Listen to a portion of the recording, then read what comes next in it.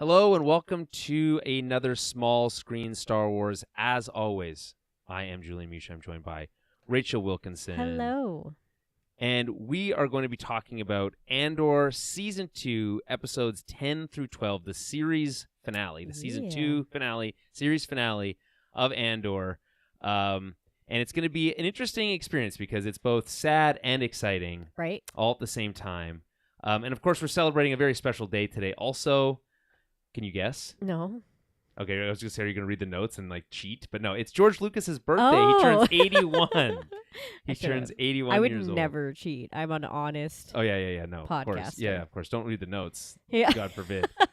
Hey, if you sent them to me beforehand, maybe I would. I don't finish them until right before we start. I know. Whatever. It takes a long time. Don't tell my work, but I definitely still do it during office hours. Occasionally. Don't again. Someone's gonna find out.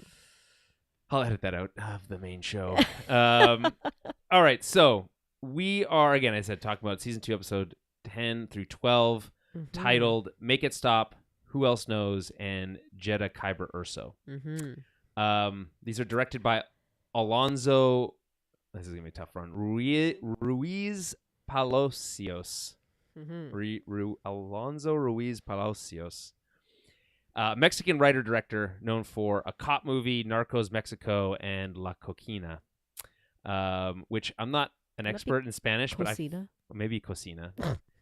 might be just cocaine translated into Spanish. Cocaina? I don't know. Also written by Tom Bissell and Tony Gilroy. Tom Bissell, known for one of my favorite video games ever, Uncharted 4. Also the TV show The Mosquito Coast, which is I think a TV rendition of a movie called The Mosquito Coast, which I think stars your favorite Tom Cruise. I'm pretty sure, but don't quote me on that one. For a second, I thought you were going to say Tom Hardy, and I was like, oh, no, I love Tom Hardy. No. The better Tom. It's Tom Hardy. Cruise, obviously. Batman Arkham Origins is another one that he's written, and The Disaster Artist. Oh, The Disaster? Wait. Yeah, The Disaster Artist. The original? I don't know. Wait. I don't know.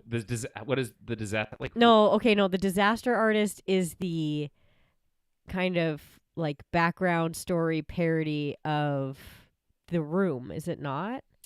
It could be. Like I don't know. I don't know the movie. Oh, hi, Mark. Like that guy who funded his own... The Room, which is that's a really... Yeah, I'm familiar. Yeah, he's the guy who funded his own movie, and he's like super weird in it, and this is a 2017 comedy drama. Yeah, because it's got, what's his name in it? The incredible true story of aspiring filmmaker and Hollywood outsider Tommy Wiseau. Yeah, it's James Franco, right? Okay, or Dave Franco. One of the Francos. Mm-hmm. As he and his best friend... defiantly pursue their dreams and embark on the hilarious odyssey of making the now infamous cult classic, The Room. Yeah, The Room. It's a wild movie. There's like so many weird lines. It's like one of those things that it's like you go and you watch it and it's like a whole experience. Yeah, it's exactly. That's why it's like a cult classic, right? Yeah. So cool. Anyway, yeah, he's that's the writer Tom Bissell. So. Before we get into that, I'll just mention a couple things. Head over to towerofbabel.ca to find everything else that we do. The schedule going forward will be as follows, give or take. Next week, bonus episode, we're going to do Rogue One. Okay. The story's not over. It is not over. It's just beginning, actually. You're right. Actually, it's funny you mentioned that. So last week, I did my notes based off of the recap written by Dan Gavosdin for Decoding TV. I did that again this week. Okay. His little log line for his recap was, every new beginning is another beginning's end, which is, of course, a line from that really annoying song. The closing time. Yeah, closing time. Yeah, which is I've heard maybe 1,000 too many times for my liking. Yeah, at every bar, always for all time. Yeah, and every dive bar. They're all susceptible to it. Yeah. Eventually, someone will play that at any bar. Every bar has heard that song played to close, and it's not a good song, in my opinion. I think it's a good song. It's a fine song. I like it. It's not enough. It's not good enough to be played that many times. It's very 90s. Speaking of songs that are good that don't need to be played that many times, the NHL playoffs, weekly NHL Jets check in. They lost their 2 games on the road to Dallas, which means they're now on the verge of being eliminated. They need to win 3 in a row. Unlikely. But we believe. There's Julian, that's right. But anything can happen. That being said, the Sportsnet broadcast, I don't know what is wrong with they signed this big deal. They've got all this money apparently, but they only have 4 ads that play on repeat over and over again. And one of them is the NHL playoffs are here, and it's the "Lay It on the Line" song. You know that song? No, and I don't watch a lot of TV or commercials, so lay it on the line. Anyway, that's how it goes, and it's a fine song, but I feel like I'm trapped in some sort of hellish nightmare of having to hear it over and over and over again multiple times, probably upwards of 10 times per game. Yeah, You're that's a hearing lot. That's a lot of times. Yeah. So, anyway, they played yesterday. They'll play again tomorrow. If there is a Game 7, it'll be Monday. The chances of them interfering with any of a recording going forward is slim to none. But right, we'll see. So back on track. When are we recording next week? Bonus episode Rogue One? Presumably Wednesday. Yeah. Yeah. Okay. Okay. Works for me. And then I think following that, Tales of the Underworld the week after. Okay. And then a break. We're going to take a break.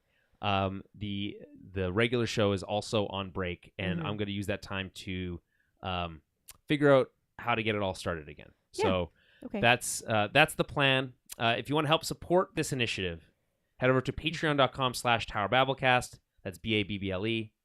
And for as little as $5 a month, you get access to our bonus film club, which is on, again, pause with the regular show. Is it not Rogue One? I guess it could be Rogue One. Yeah, we could just do Rogue One. Yeah, let's just do that. Perfect. That's great. We'll just do Rogue One. That'll be not exclusive, though. It'll just be for everyone. Bonus podcast for everyone. Early drop for, I don't know. Yeah, I could maybe. We could maybe. I mean, that's probably. We don't. If you're pausing things right now, anyway, maybe. Yeah, we don't need pause to do for that. And I'll probably pause the Patreon payments next month anyway. So that is all to say. That's what's on tap over at TOB. There's this summer is going to have a lot of big movies, and I do want to cover them. Okay. I did see Thunderbolts the other day, and that's the new Marvel movie. Oh, I don't know.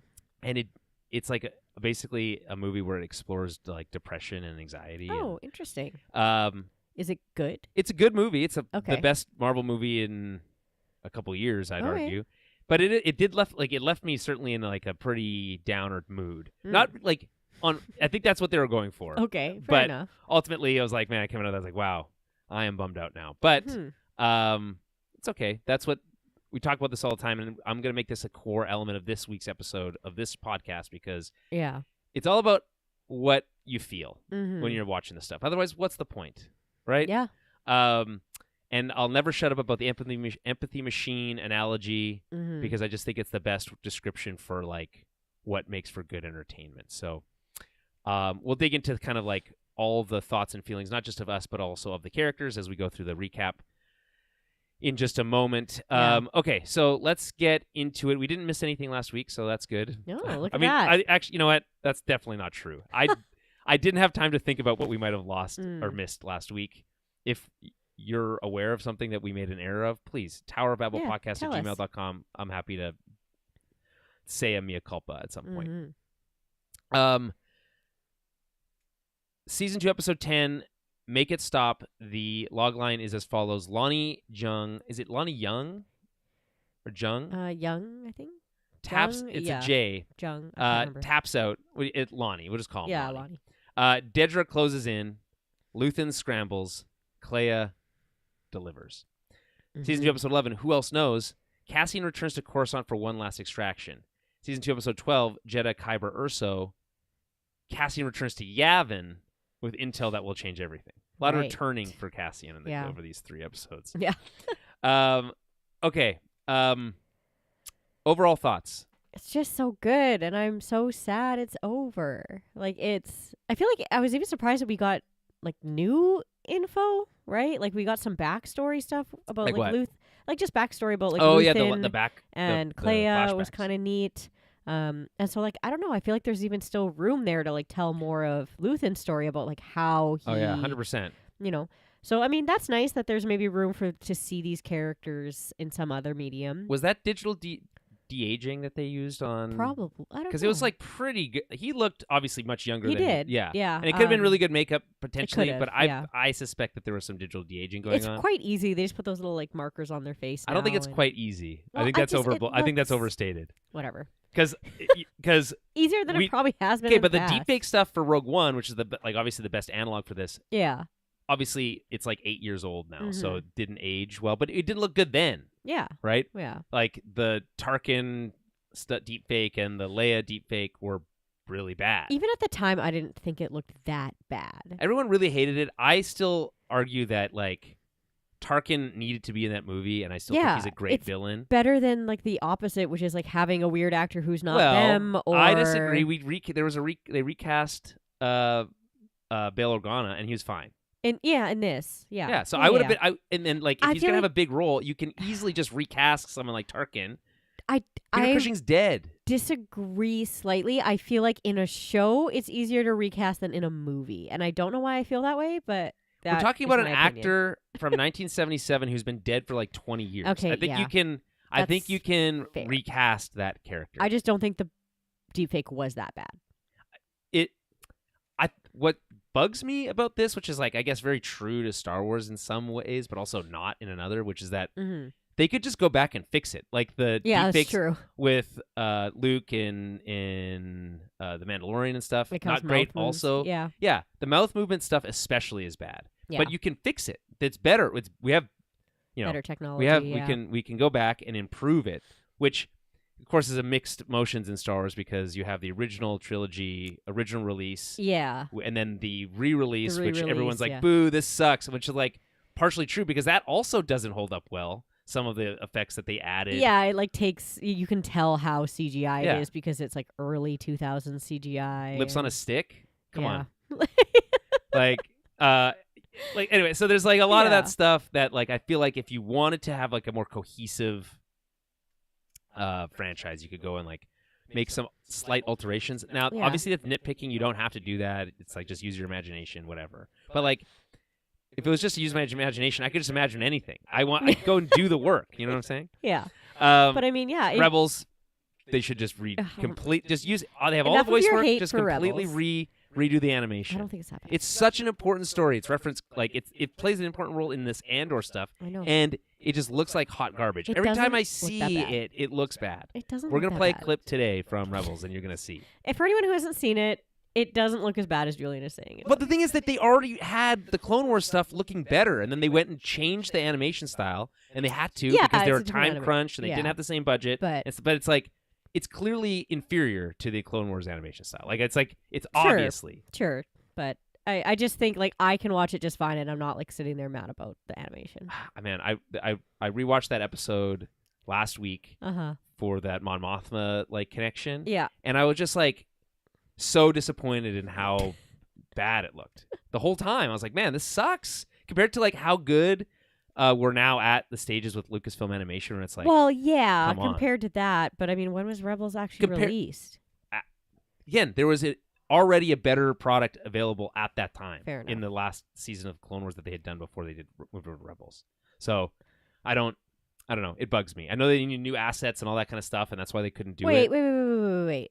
Rebels came out before the last season of Clone Wars. Yeah, it did. It did. But Okay, yeah. the season, What are you the talking last season that they had released of the Clone Wars up to that time, which I think was season 5, Right. Okay. Yeah. still I looked get what better you're than saying. Rebels did Gotcha. when it came out. Gotcha. Yeah. Gotcha. Anyway, I don't want to argue about this because We're here to talk about yeah. Andor Andor, and how much we loved there's it. so much to talk about. Yeah, I mean, to backtrack to that, yeah, I just loved it. I loved everything. I loved the way I felt about so many things. I loved a lot of the character arcs and how they were tied up.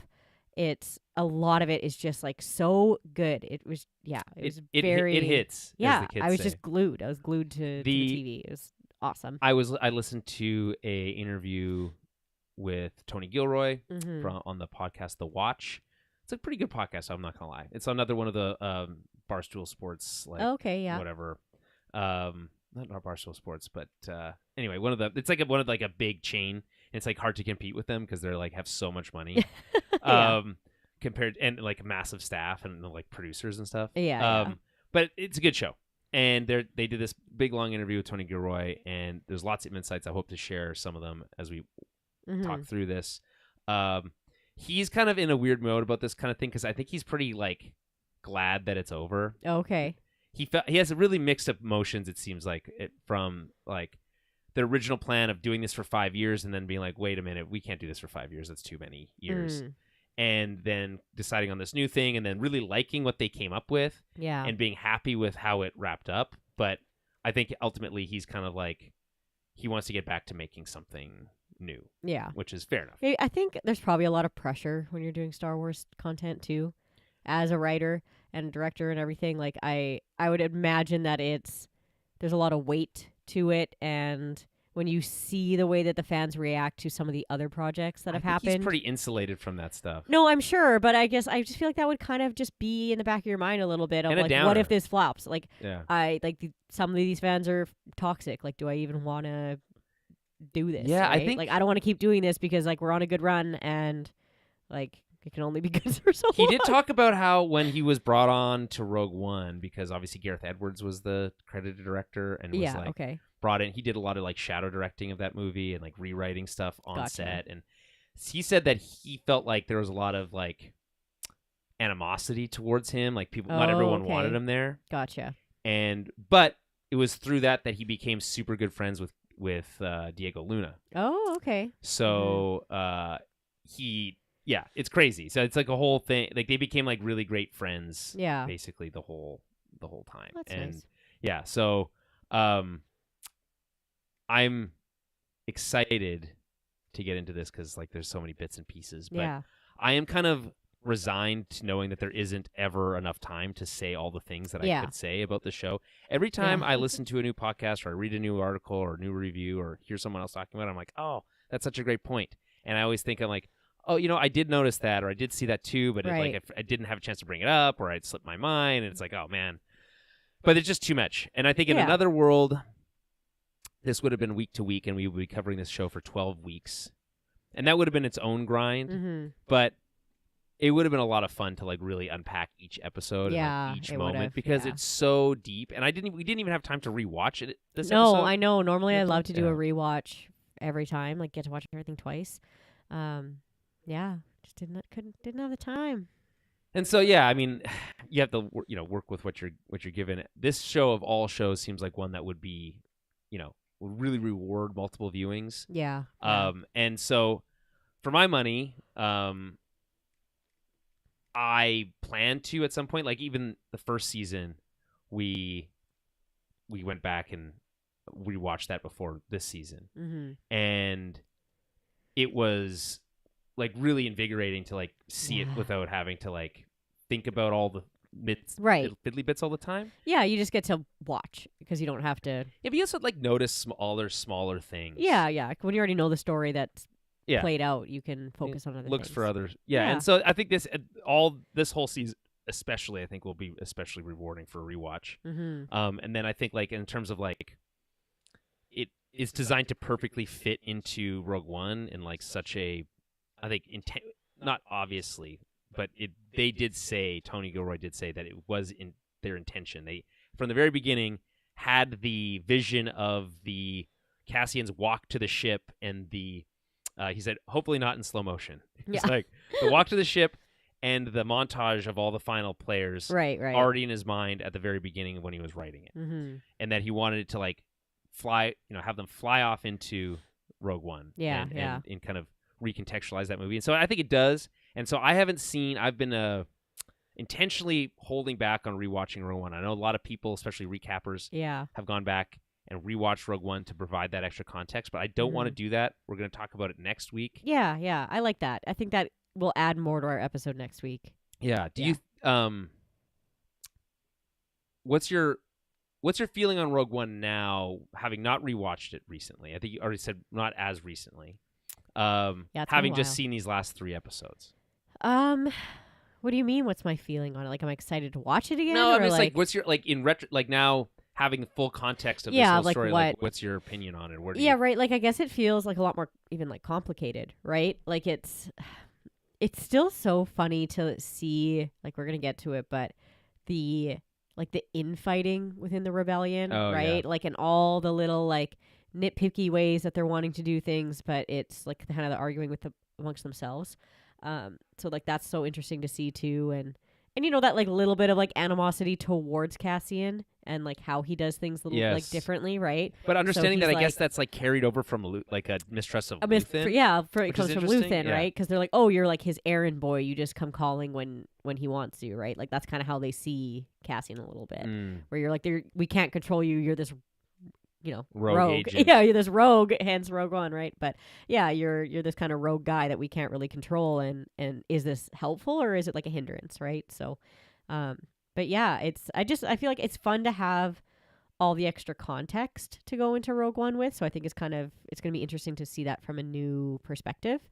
And like there's an element of like, it's fun from a like OCD perspective to have a story like this that fits perfectly into Rogue One and which fits perfectly into New Hope. Right, it is. So it's like nice. That is and like that's like not relevant really like at all. Yeah. In any serious way.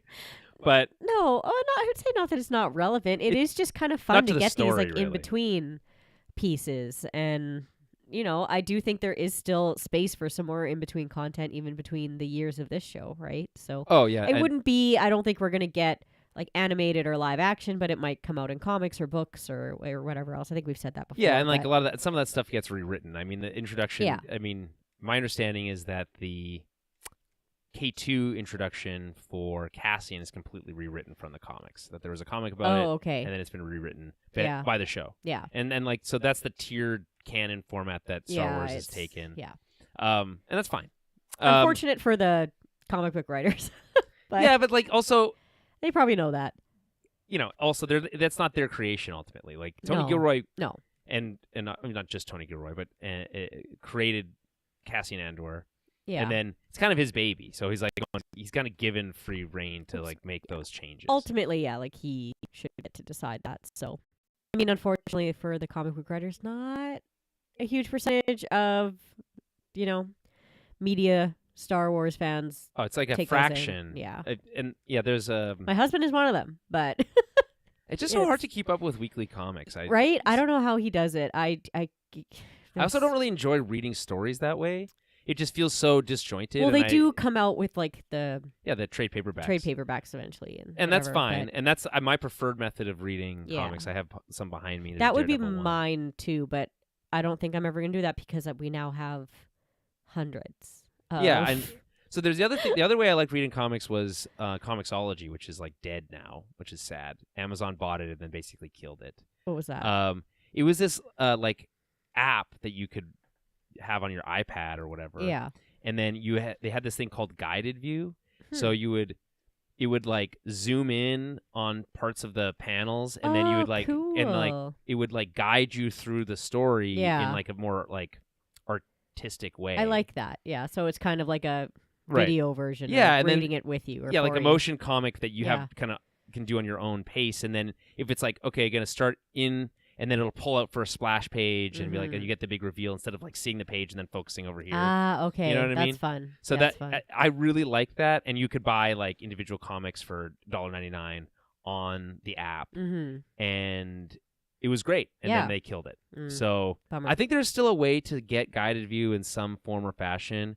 And like if you have like a modern iPad, that would be like, because then you get a big bright screen and like high definition art. That's cool. But like again, ultimately, I just prefer a trade paperback and ultimately prefer movies and television over that stuff anyway. It's the time it takes to read books for real. Yeah, it's like it's not that it would be bad. It's just that like the effort of getting them and also reading them is a combined effort that is more difficult than sitting down in front of your television. Every week Adam has his sits pull list. Goes and reads his comics. What's the which comic book store? Shit.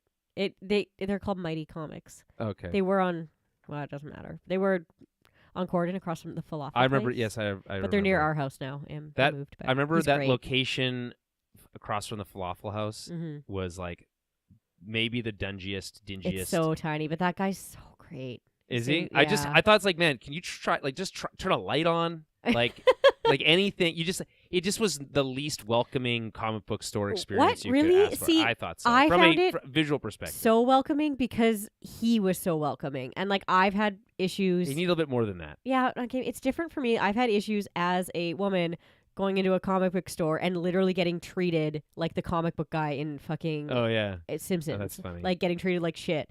And because you're, I see you don't know the order that you're looking for. Exactly. This, like just like being a dick for no reason. And but no, like the guy at Mighty Comics, his name is James, and he's okay. Plug for Mighty awesome. Comics. Yeah, friend of the show. He's really great.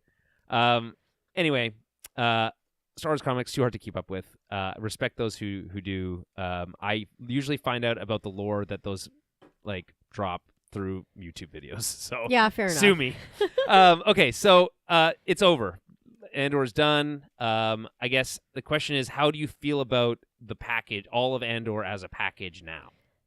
It's just so good. Like it's actually just phenomenal. I mostly like no notes. Like there's nothing. Yeah, there really isn't much to I feel like they criticize. tied up so many things. There's maybe like a couple little things for me, but are you bummed that we don't find out about his sister? A little, yeah, I would say a little. It's kind of like, I feel like she's probably like dead. She's 100% dead. Yeah. So I mean, not 100%. That's But my yeah. guess. So Tony Gilroy in that interview mentioned that like it's one of those things. He was like, it works for the character better for that to never be solved. Yeah. And I 100% agree. Yeah, he just doesn't sometimes get the you just closure. don't get to know things. Yeah. Yeah, and it's, I don't know, everything is just so, and I would say even like the tiny little things I'm curious about like don't really matter in the grand scheme of things.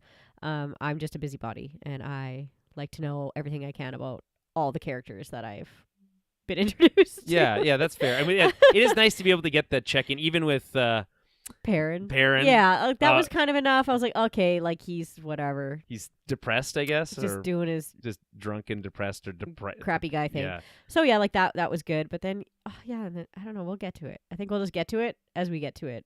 Yeah, there's lots to cover. I will say that it's just my idea for this is to cover all of the fates of these characters before we get into the recap, because I don't want to wait till the very end to cover it. Yeah. Okay. So we'll get into that in a second, but I'll just Sure. say that I feel largely satisfied by the show's ability to tie up its loose ends, as you mentioned, and set the stage for Rogue One in a really tidy way. Yes.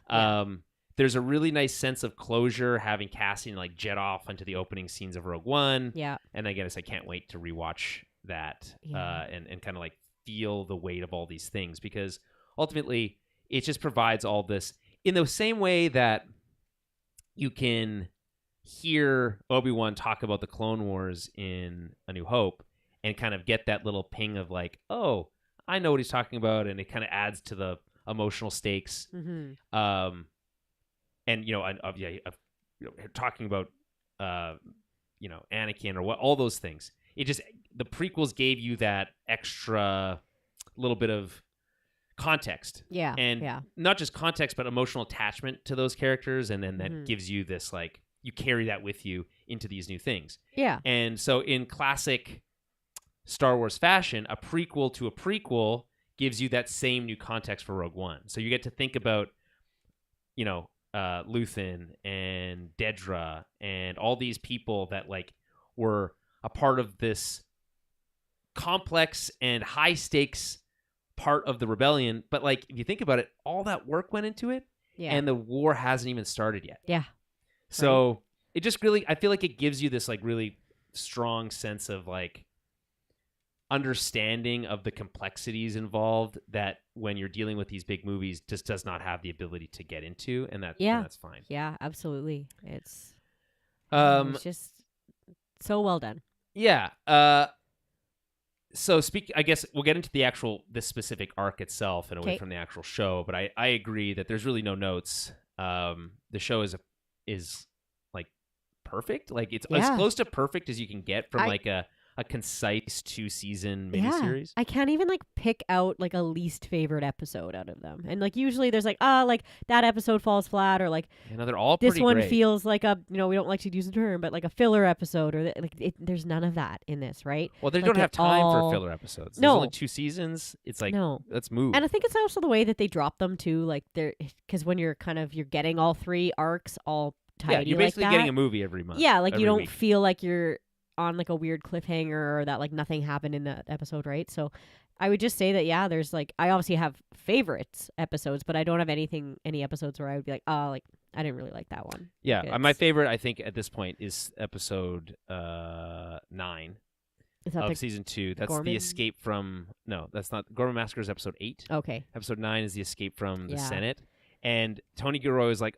Because someone else had on that podcast I was listening to mentioned that they're like, oh, my favorite episode is probably episode 9. I was like, oh, okay, well, I agree. Yeah. And he's like, oh, so you just like Born in Space then? Like Jason Bourne. And it's Born like, in Space. yeah. And I was like, yeah, actually, yeah, I do. I Yeah. love Jason Bourne because, of course, he was a writer on that. Yeah. And I love that episode. It's just so propulsive. So Yeah. there's some favorite moments for sure.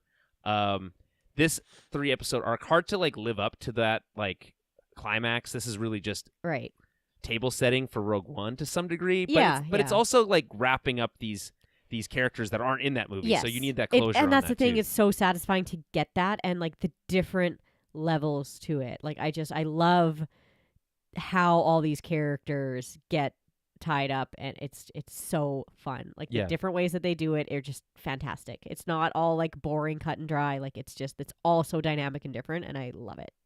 Yeah, I mean, not to just keep referencing this other podcast, but Tony Gilroy talks about how there is this interesting dynamic between television writing and movie writing. He got to both do movie writing, Right. which is like requires like concise storytelling, but also long form television writing where you get to spend a lot of time with these characters because Yeah. you kind of got a little bit of both, especially in season 2. So that like, I feel like that really hits home in a way that doesn't. I mean, I think for me, I'll get into this in a second, but I want to read this quote from Dan Gavazin. I didn't read a lot of quotes right from his recap last week, but this one really stuck out to me about this 3-episode arc in particular.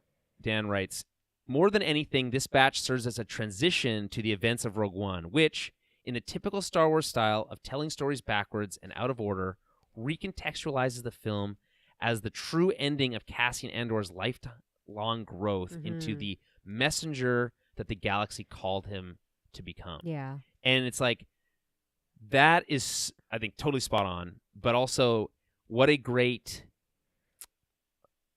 new way to look at Rogue One, which in some cases, when for the longest time, up until now, basically you think about it as, oh, it's the movie where they steal the Death Star plans. Yeah. Yeah. But now it's more like Andor's like last hurrah, which is like so much more, I'm not more interesting, but like certainly as interesting. It's like what he was destined to do. It's what Yeah. he was meant to do. It's like his story. What right? a great It's- recontextualization. Yeah, right? Yeah. It's yeah. Okay, so ultimately sad that it's over, but like the classic like wake line, which is like sad that that it's over, but glad that you had those moments at all, yes, right? Yeah. So and truly in this case, because I just think that as the kids say, we were really eating, but this is some of the like this is so good. We have I think like it's so good that we kind of like don't deserve it. It revitalizes my love for Star Wars in a way that like I wasn't ready or expecting. And I guess so we've kind of looked at it as a series to some degree. We'll probably have more opportunity to do that as we dive into all the characters and their fates. Mm-hmm. We've looked at it a little bit as the 3-episode arc that it is, which is satisfying but not exciting necessarily in the same way. Okay. And then as we look at it as the context of the franchise, where does Andor fit, and like how does it, speaking of recontextualizing, how does it recontextualize the whole series of Star Wars and where it's going? I feel frustrated because this is so good. Yeah. And everything that we hear out of Lucasfilm is that this was made in spite of the fact that the franchise as a whole wasn't really prepared to handle this or deal with this or go into this direction. Okay. And that like Lucasfilm proper doesn't necessarily love the work that this work, because it doesn't it kind of is so at odds with the franchise as we know it, as this kind of space opera concept. And Tony Gilroy's, I think, specific, like, I don't give a shit about the lore attitude.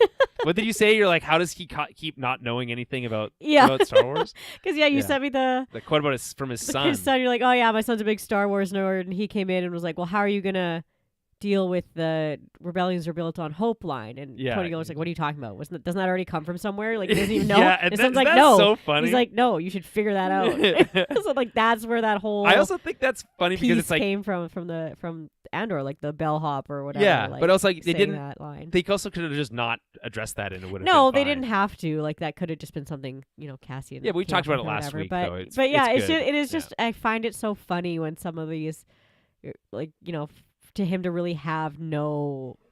Ooh, that scared me. It's okay, Winston. It's Mommy. okay. It's okay. Yeah, just for him to have not that he doesn't give a shit, but like to not care to go back and watch anything else, or like not have like huge Star Wars knowledge on something is just funny. Yeah, no, I agree. Winston's gonna go run off and make some noise. Yeah, He wants to make his presence known on the show. he's a big boy. He's a big scaredy boy mostly. Mhm. He's such a good dog today. He got some treats from the store. There's a bar down the street, and they always give him treats every day. So cute. Yeah, and I love that. he gets so excited to like every time we walk by, he like sits in front of the door and like waits, assuming that there's gonna be treats coming, and it doesn't always come, and it's like really sad. Oh, walking, yeah. like, oh, no treats today. Oh. Is it just one specific person who gives treats? Usually, but sometimes Aw. if you're lucky, the villain person will also do it. Yeah. And That's then very they get to cute. learn and say, "Oh, Winston's here," and then Yeah. it's nice. That's adorable.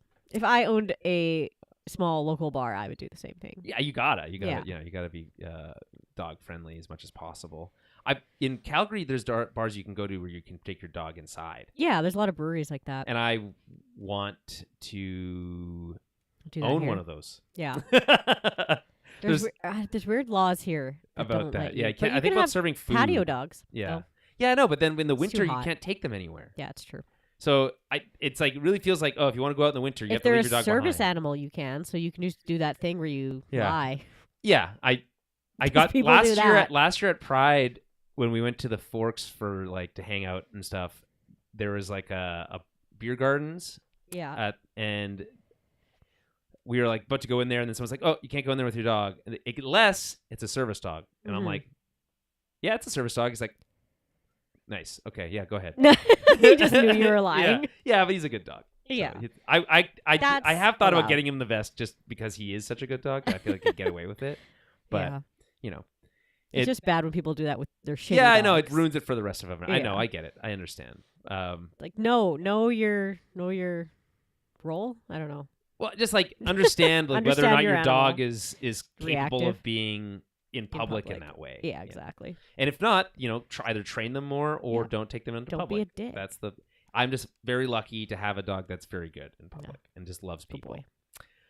boy. Speaking of good boys, B2 Oh, back I in know. this- Ugh, in don't this. even. Oh, If we talk, I'm gonna cry. he's playing with the other droid, and he's like, "Well, let's just go know. again. I win." Oh my god! It's so sweet. Everyone was like, "I really hope that Bix goes and lives a happy life with B2. B2," and it was I like, and then they know. do that. It's like, oh my Ugh. god, you fuckers! Yeah, you I sons can't. of bitches.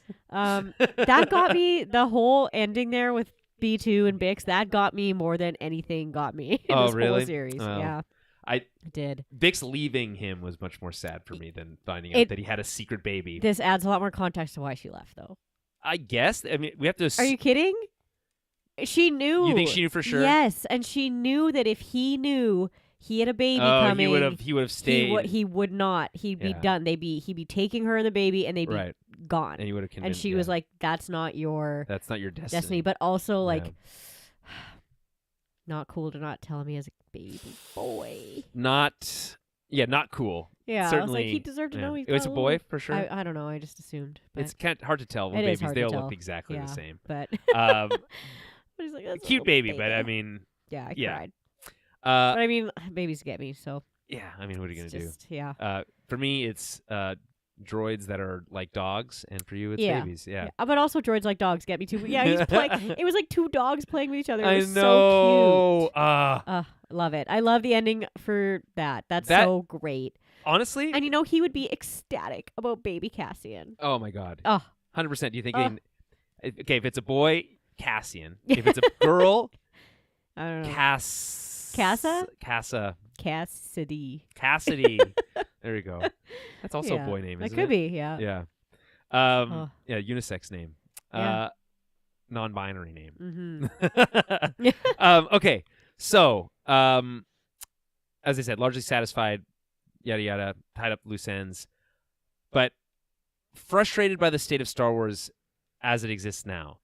I am prepared to be proven wrong that they can learn the lessons from this show and are willing to take bigger swings. With the Ryan Gosling movie? With the Ryan Gosling movie. We'll see. With it's on the, deck. whatever, with Ahsoka season 2. And the Mando movie. The Mando movie's done, and it's going to Yeah. be, it is what it is. It's already done. Yeah. But just going forward, Yeah. I think the two things that I would say, like, most important, if I were to sit down, consultant for Lucasfilm, Mm-hmm. big Star Wars fan, here's what you need to know. Give your projects more room to breathe. You don't need these 6, 7, 8 episode series are not long enough. No, yeah. It's too compressed. Mm-hmm. It doesn't give you time to care about any of the characters. It becomes a mission in trying to deliver clunky exposition Yeah. in short time frames. And unless you're really, really, really great writer, it's really hard. And then instead, it comes across as like an 8-hour movie, Yeah. which is not a satisfying watching experience, No. especially when split out over week to week. Yeah. So I think that's the biggest one. Give these both episode runtimes, Yeah, right? They've had everything. and season lengths Yeah. need to serve the story. Mm-hmm. Not whatever budget or whatever it is that like Yeah. serve the story first. And then You absolutely cannot be giving us 8 episode arcs. 30 and like minutes. some of those are 30 minutes. Like, you Yeah, can't do that. that's unbelievable. Yeah. It's like, again, it works for animation. Yeah. Yeah. That's just It different. doesn't, but feels it doesn't. different. It's not effective. Yeah. And you're trying to bring in you do live action because you try to bring in a larger audience, Mhm. and I feel like it's like actively repellent Yeah. to those fans. But we're like, I can't get into this. It's so stupid. It feels so rushed. It's like, and Yeah. like, so, I sympathize. I mean, we got a lot out of all the last live action Star Wars shows, Mhm. but in comparison to this, it's like it's dog shit. It's like, what do you? It's like, no offense, but it's like, it just looks like amateurish in comparison. So, Yeah. and then I guess the second big thing would be characters. Characters have to be Yeah. first, and then take those bigger swings, because if you have characters that people care about, you can do interesting, exciting things, and it doesn't have to break the bank. It can just be character based, Yeah. right? And then lastly, this is kind of like a third thing, but bring politics back to the forefront of Star Wars. Mhm. It's war is in the title. You don't have to shy away from it. Don't worry about the people calling your show woke or whatever dumb shit. Just tell the stories that resonate Yeah. in that are timeless and can resonate. And so, and oppression and overcoming those things, and the Exactly. elements of the political elements that relate to those things are fascinating. Yes. Do they have to be as dull necessarily as like trade Trade routes? trade routes and trade Not blockades, necessarily. Yeah. Not necessarily. No. Right? But there's a middle ground. So Yeah. we don't know essentially almost anything about the New Republic government and why they were so ineffective Mm-hmm. in the like visual mediums of Star Wars. There's stuff written about it in books and yada Right. yada and all that kind of stuff. And ultimately, it's kind of like hangover trauma from the 30 years of imperial rule and what that did to society. Right. It splintered everyone. It made everyone angry and distrustful, and that led to the fall of the New Republic. But we don't really get to see any of that. They blow up the Capitol in Episode 7. Yeah. And like you wouldn't even know, basically. Like, who cares? We're with Han. It's like, okay, so that's not to say that those movies are bad or that there's not ways to tell big sweeping stories and like space epics and all that kind of stuff. But you got to get back to what works, and that is, solid character-based storytelling. Yes. Okay. Question next Okay. is, does the show live up to its title? Like, how do we feel about this as Cassian's journey versus kind of like the bigger context of like the rebellion and all that stuff? It is his story. Like, I don't think there's anything wrong with calling that his story, because he is such an integral part of, how everything happens, with the Death Star Yeah. plans and all of that, right? Like, you can see how important he was in getting all these pieces together to like line up this storyline, right? So we're allowed to have characters in Star Wars that we can focus on that like aren't force sensitive. Yeah, 100%. Right? So I think that's kind of refreshing in a way too. Like it doesn't always have to be about the Jedi and the Sith in Star Wars being like the main focus. It's you can have that was what Episode 8 was trying to say, but no one was ready for that. No one was ready for that message. It's like, we were excited when we had the beginning seasons of Mando, and not just the beginnings, but because that was a different story. It was different characters to care about. But there was Force stuff. There's still Force stuff Baby in there. Yoda is like adorable, Grogu is like anyway. Yeah. That's the through line to that stuff. You're right. But, it can be more than that. And that's not to say, but like it also should also be that. Yes. And so I understand people's were like, this isn't Star Wars. This is just space. Born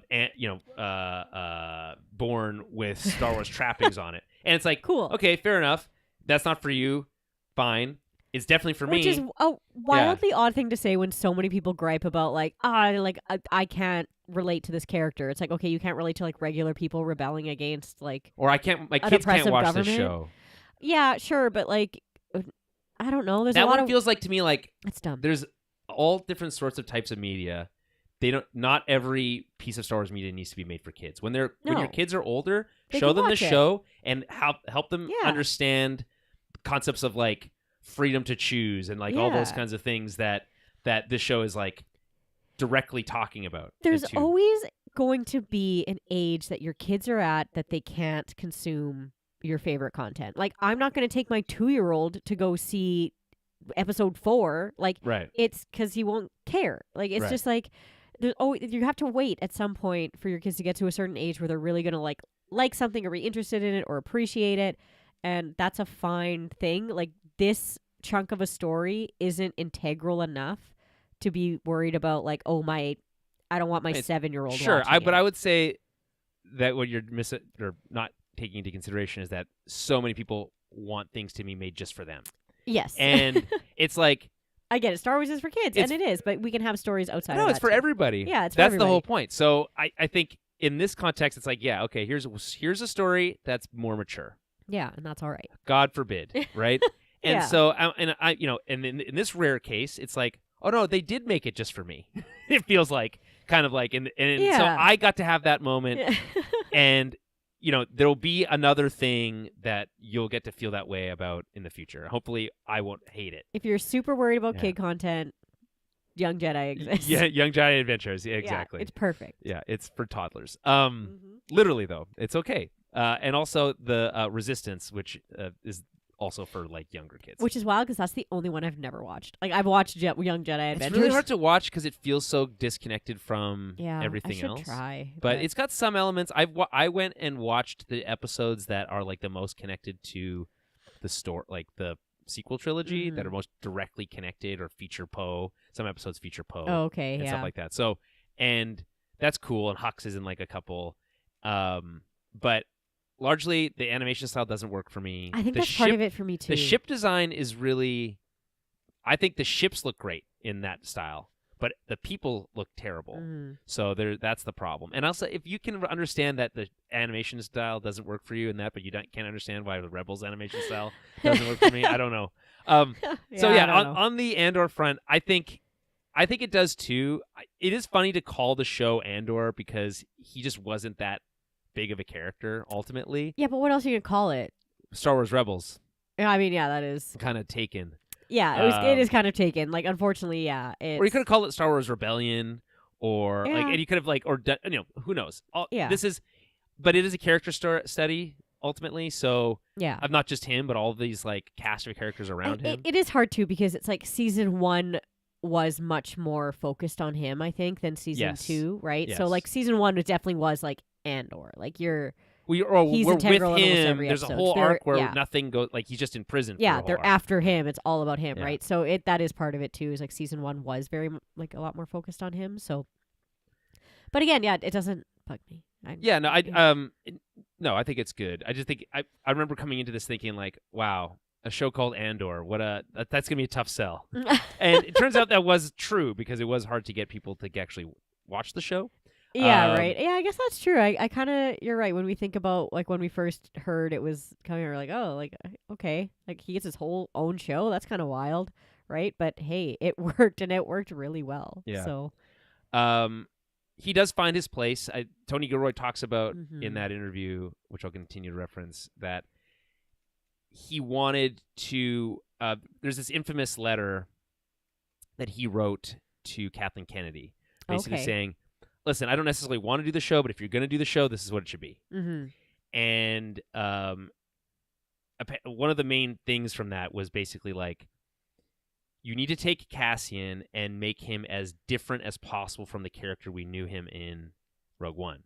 And then we get to experience what takes him from being this completely different person into the person we know him to be as this hero. Yeah. And I love that because it reminds me of something that Rian Johnson said about writing Episode 8, which is that he's like, he looked at how JJ left things off in Episode 7, and he was like, what is the most difficult thing that each of these characters would have to go through? Mm-hmm.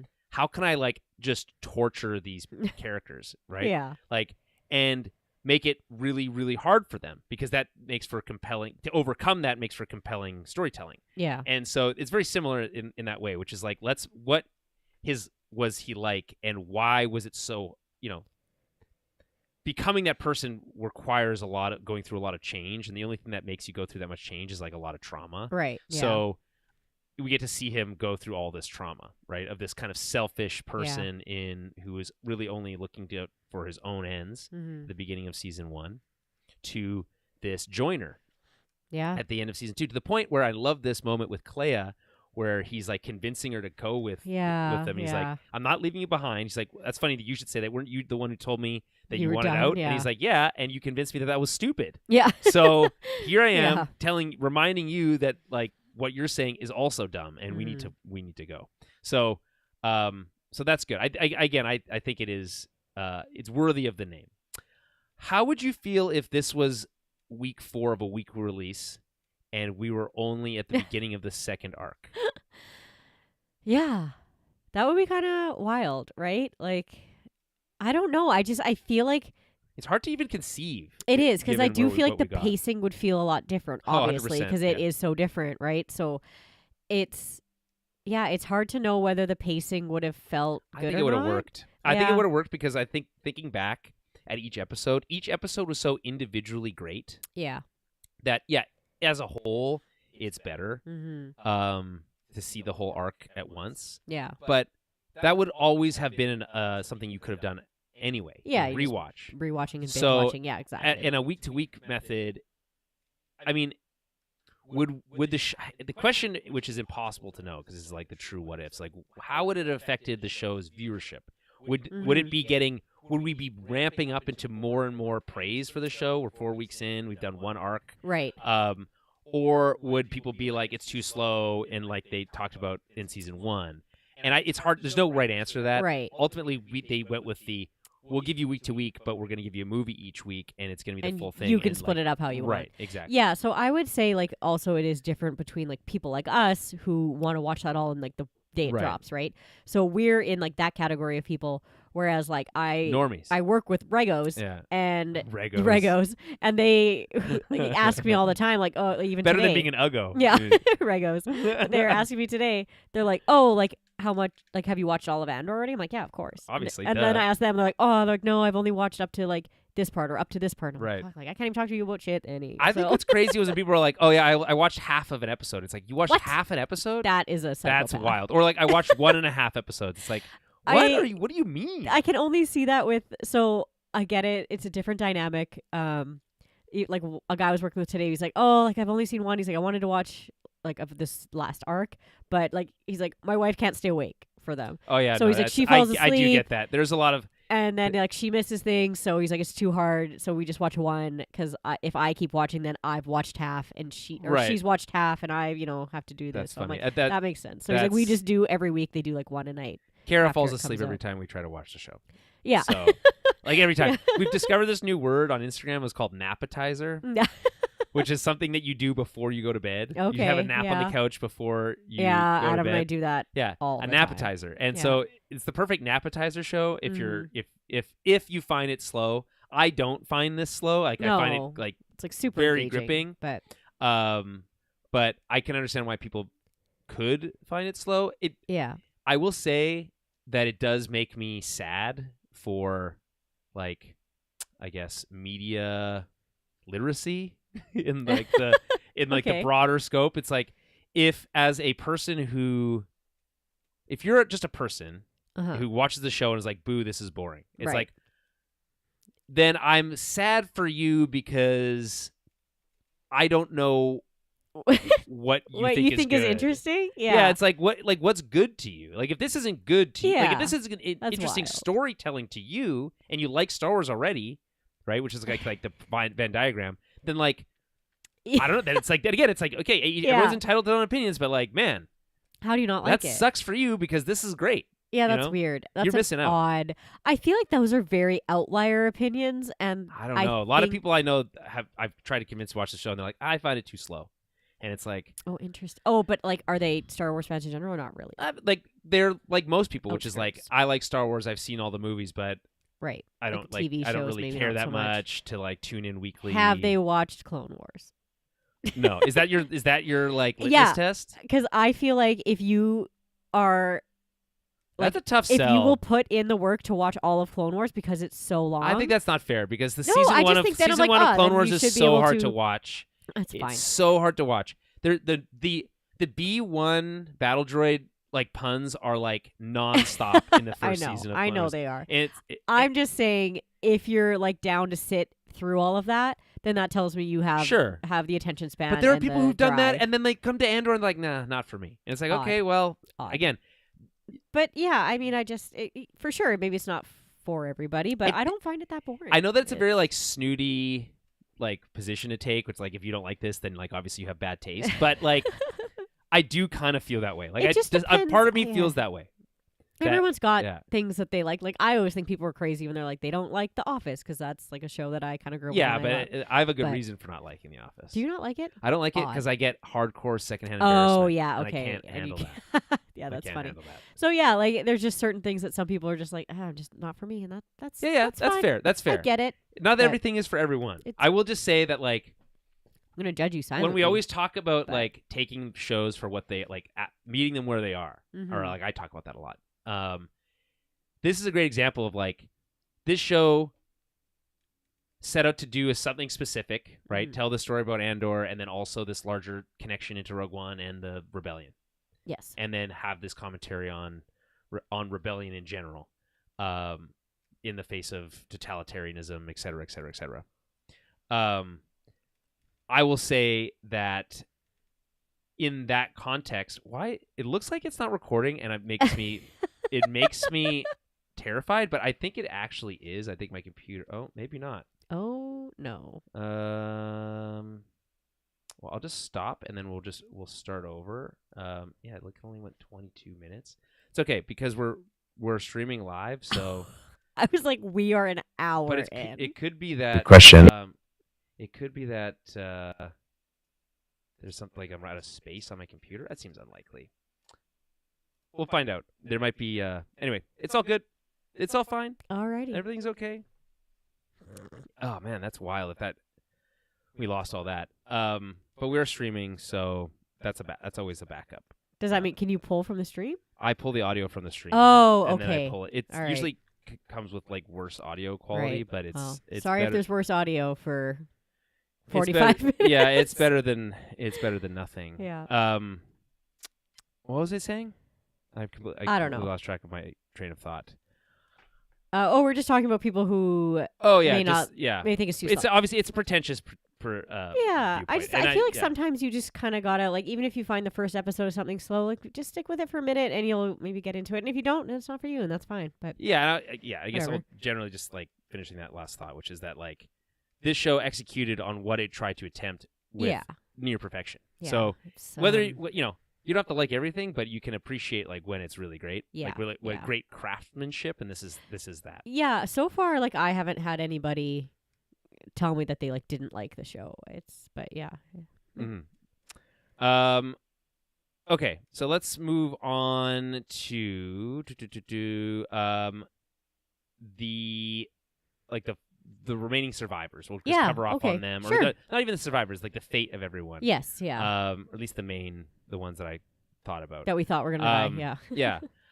And again, just like on this 3 episodes, it really feels like both this interesting thing that's a coda to the rest of Andor, right? Andor is with all this thing, and then this kind of feels a little different. It feels more like Rogue One. Yeah. So it feels more like Rogue One. So it has this great like place setting feeling for Rogue One, but also being this like end kind of PS to Andor. So I think that's cool.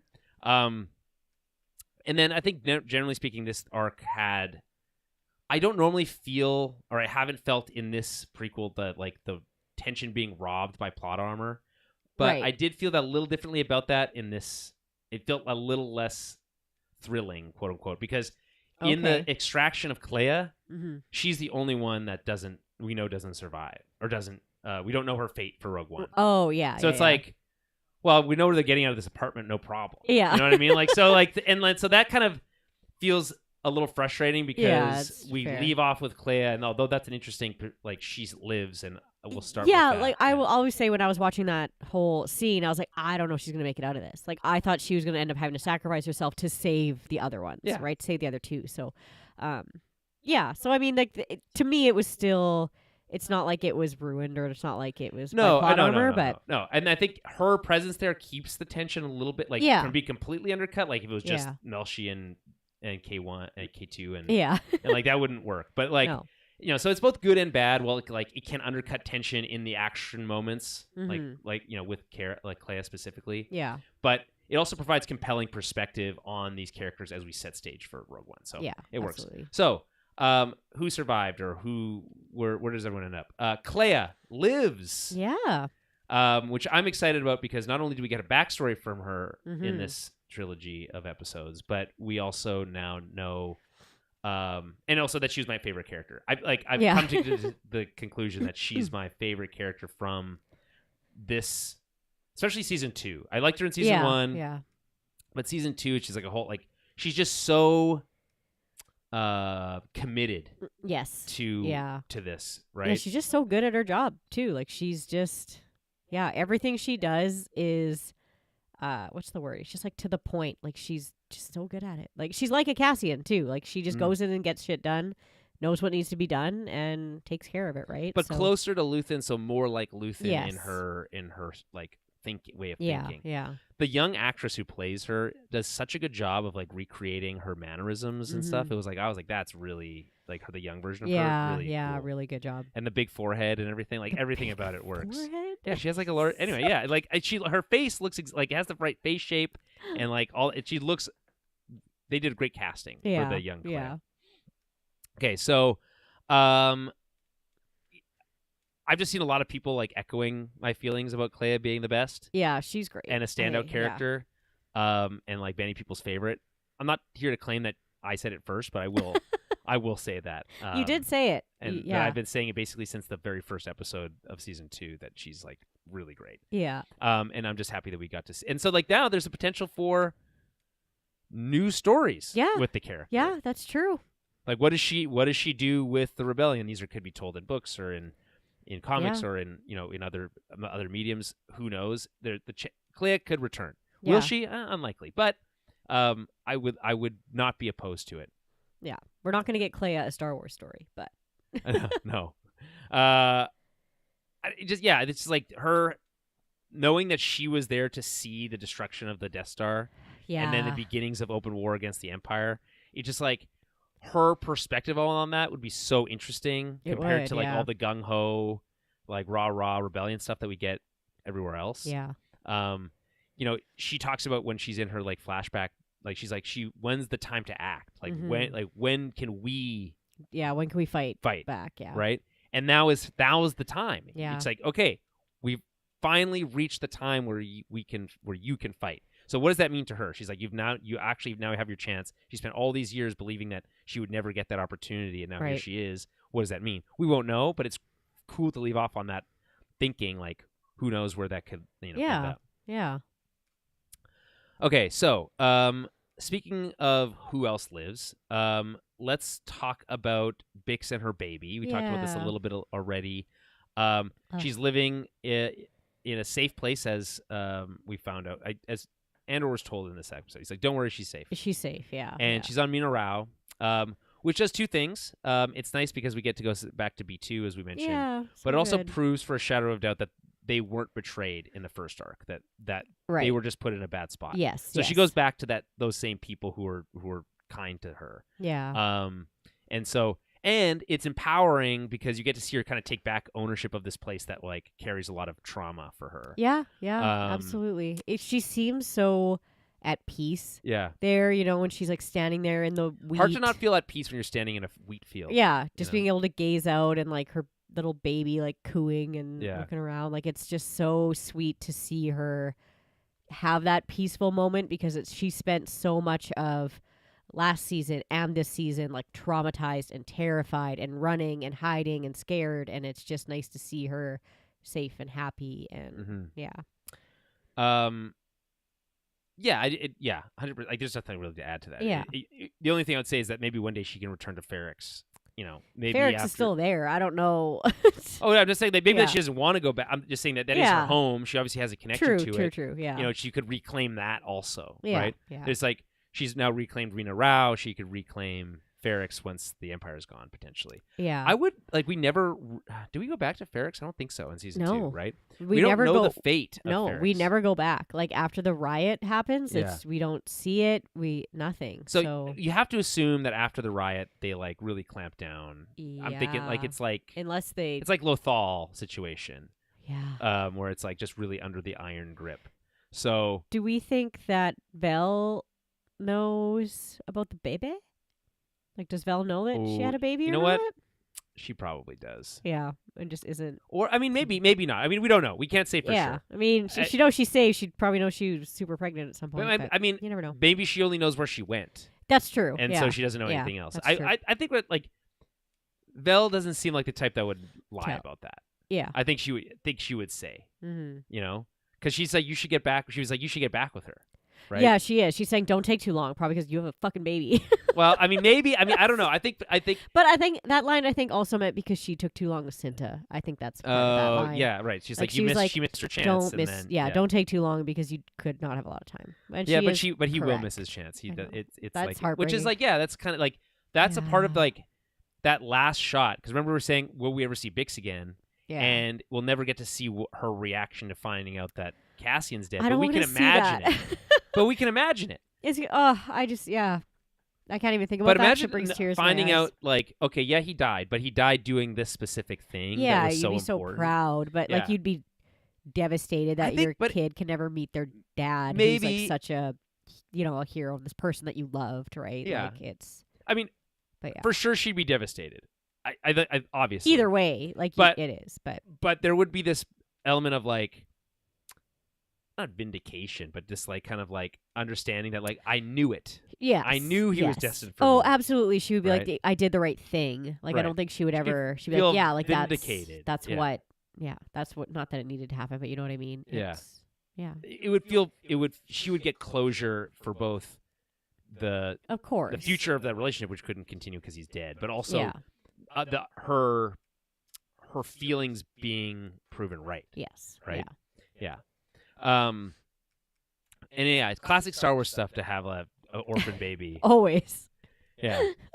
This is now not the second, but okay. So by the events of the sequel trilogy, he would be like, this baby would be like 30 something. Mm-hmm. So pretty similar in age to Jason Syndulla. Oh yeah, actually, within like a year or so. Same year, born same year. Yeah. So well. Yeah, hard to, within give or take a year. And a half, I would say. Mm-hmm. So like pretty close in age. Yeah. The other orphan. Imagine. Okay, so you get a Jason Syndulla and whoever and Andor. Cassian Jr. Meet up. Little adventure. Yeah, that would be so funny. Yes, perfect. Also, you know who was born at the same time? Who? Maybe something stupid. Yeah, Hux. Right. Yeah. Okay. What's his name? What's his full name? Armitage. Armitage Hux. Oh, okay. He's the mole, but then he dies in that movie, so it's like whatever. Yeah. Yeah, they're all the same age. They never had a chance to be friends. But yeah, I guess you leave. If there's a baby, the door is always open for there to be stories. About them when they're older. Yeah. Right. So, all right. So that's Bix. Anything else you want to say about Bix? No, like I said, I was glad to see her have this like peaceful, happy life because she deserved that out of like most of these characters. I think she went through some of the worst trauma, and I think she very much deserves well earned. Oh yeah, a well earned retirement on farmland. Yeah. With the extended, too. Yeah, extended leave for her on extended maternity leave. Yeah, with her dog droid. Yeah. Exactly. Sick, living the dream. All right. Dedra Meero I want to talk about next because I actually wrote her name first, and I was like, I can't put her name first. I have to do Bix and the baby first, and then we can go to Dedra. So Dedra, we find her in a Narkina 5 prison cell. At the end. Remember when you thought she was going to be disillusioned by the end? Well, she was, just not in the way that I was like, I don't think she's going to like she is disillusioned. Turn. Yeah, but she doesn't like turn and go to the rebellion. You're right. I think man, what does he call her? Not a rat, scavenger. When he calls her a scavenger. For information because she's like reading stuff she's not supposed to. Yeah. And it's just like, holy shit. Right. It's like, okay, it's not my fault this stuff was sent to me. It's like, what am I supposed to do? Not read it? Yeah. And so there's some like karma, poetic justice here. I guess like, where do you think, like, what's going on in Dedra's mind through this arc? In your opinion, like, where is she? She starts really high, thinking she's finally closed in on Axis. Yeah, right? But again, she's kind of doing like too much, right? She's going after him again when she's probably not supposed to be, or she's obviously she wasn't not supposed to. It wasn't her. It wasn't. Goes her. after him by herself, messes it up. So it's just like, and it's that typical Empire thing of like, if you mess up even a little bit, you're done, you're out, like. There's no space for failure. I have a whole diatribe written about this. Never. I'll just do it now, which is that like in the Empire, we think about the Empire as just being very inhumane in general. Yes. And so like I was gonna write this about Partagas, which I was gonna write next, which we're gonna do next. But like wild. There is this like no space for failure. Mm-hmm. And we see it in the movies with like Vader choking people out for making mistakes and stuff like that. But the thing about humanity is, and you can expand that to all the beings in Star Wars Galaxy, is that like mistakes are human. It is failure is like a part of life. It's inevitable. Like, you can't. You'll never go through life without failing. But in the Empire, one failure can have you end up in jail or dead. Yeah. So it's like it creates this culture of fear, which we talk about all the time. But this like it's like so. It would be so terrifying to be walking on eggshells like that all the time. Yeah. That there's just no space for failure or mistakes. And it's like, that's just not how people work. If anything, if you had an operative that made a mistake and came out the other side, that operative is now better for it. Yeah. Oh, yeah. And so actually this ties into this other thing that I've been watching all these YouTube videos about World War II Japan. Okay. Which is obviously also an imperial state. Yes. One of the reasons they lost, not just because of the atomic bomb, but is because the way that they had from a cultural perspective, which again can be mirrored by the Empire here, created this like culture of loyalty above all else, right? And honor and all this stuff, and that like to disobey orders is dishonorable, not just for yourself but also for your whole family. Right. It creates a similar dynamic of there's no room for failure because you dishonor yourself and everyone you know. Yes. So what ends up happening is they don't have any soldiers that survive encounters come back and be like, wow, we fought the Americans, didn't go well, but here's what we learned. Yeah, you can't learn There's anything. no learning from the mistakes, because the line from like the American like military general was like, to take a Japanese position, let's say there was 45 Japanese soldiers, you'd have to kill 43 of them. Yeah. And the other two would commit suicide. Yeah. Seppuku. Yeah. So there was like, it was just a meat grinder. These people never learned anything. And not just that, you would have like experienced military veterans committing seppuku Yeah. and taking all their knowledge with them. Yeah. So it's like now you have like nobody in positions of power who know anything about anything, and it just make them more brittle. And we see this, by the way, in Star Wars all the time about like, okay, well, you just killed your captain, so okay, promote the lieutenant. But And that lieutenant wasn't ready to yeah. take on that role necessarily. Isn't right? trained, isn't Well, and that's how they say like these cracks form, right? And not that the disillusionment happens, but it's just like a power like that can't survive because it's again, you're taking it your requires best. too much effort. Yeah, exactly. When you're like so hard on them, it's never gonna work. So my original question: what do you think Dedra's thinking about here? When she's in prison? Yeah, but also like the whole like being arrested, all that stuff.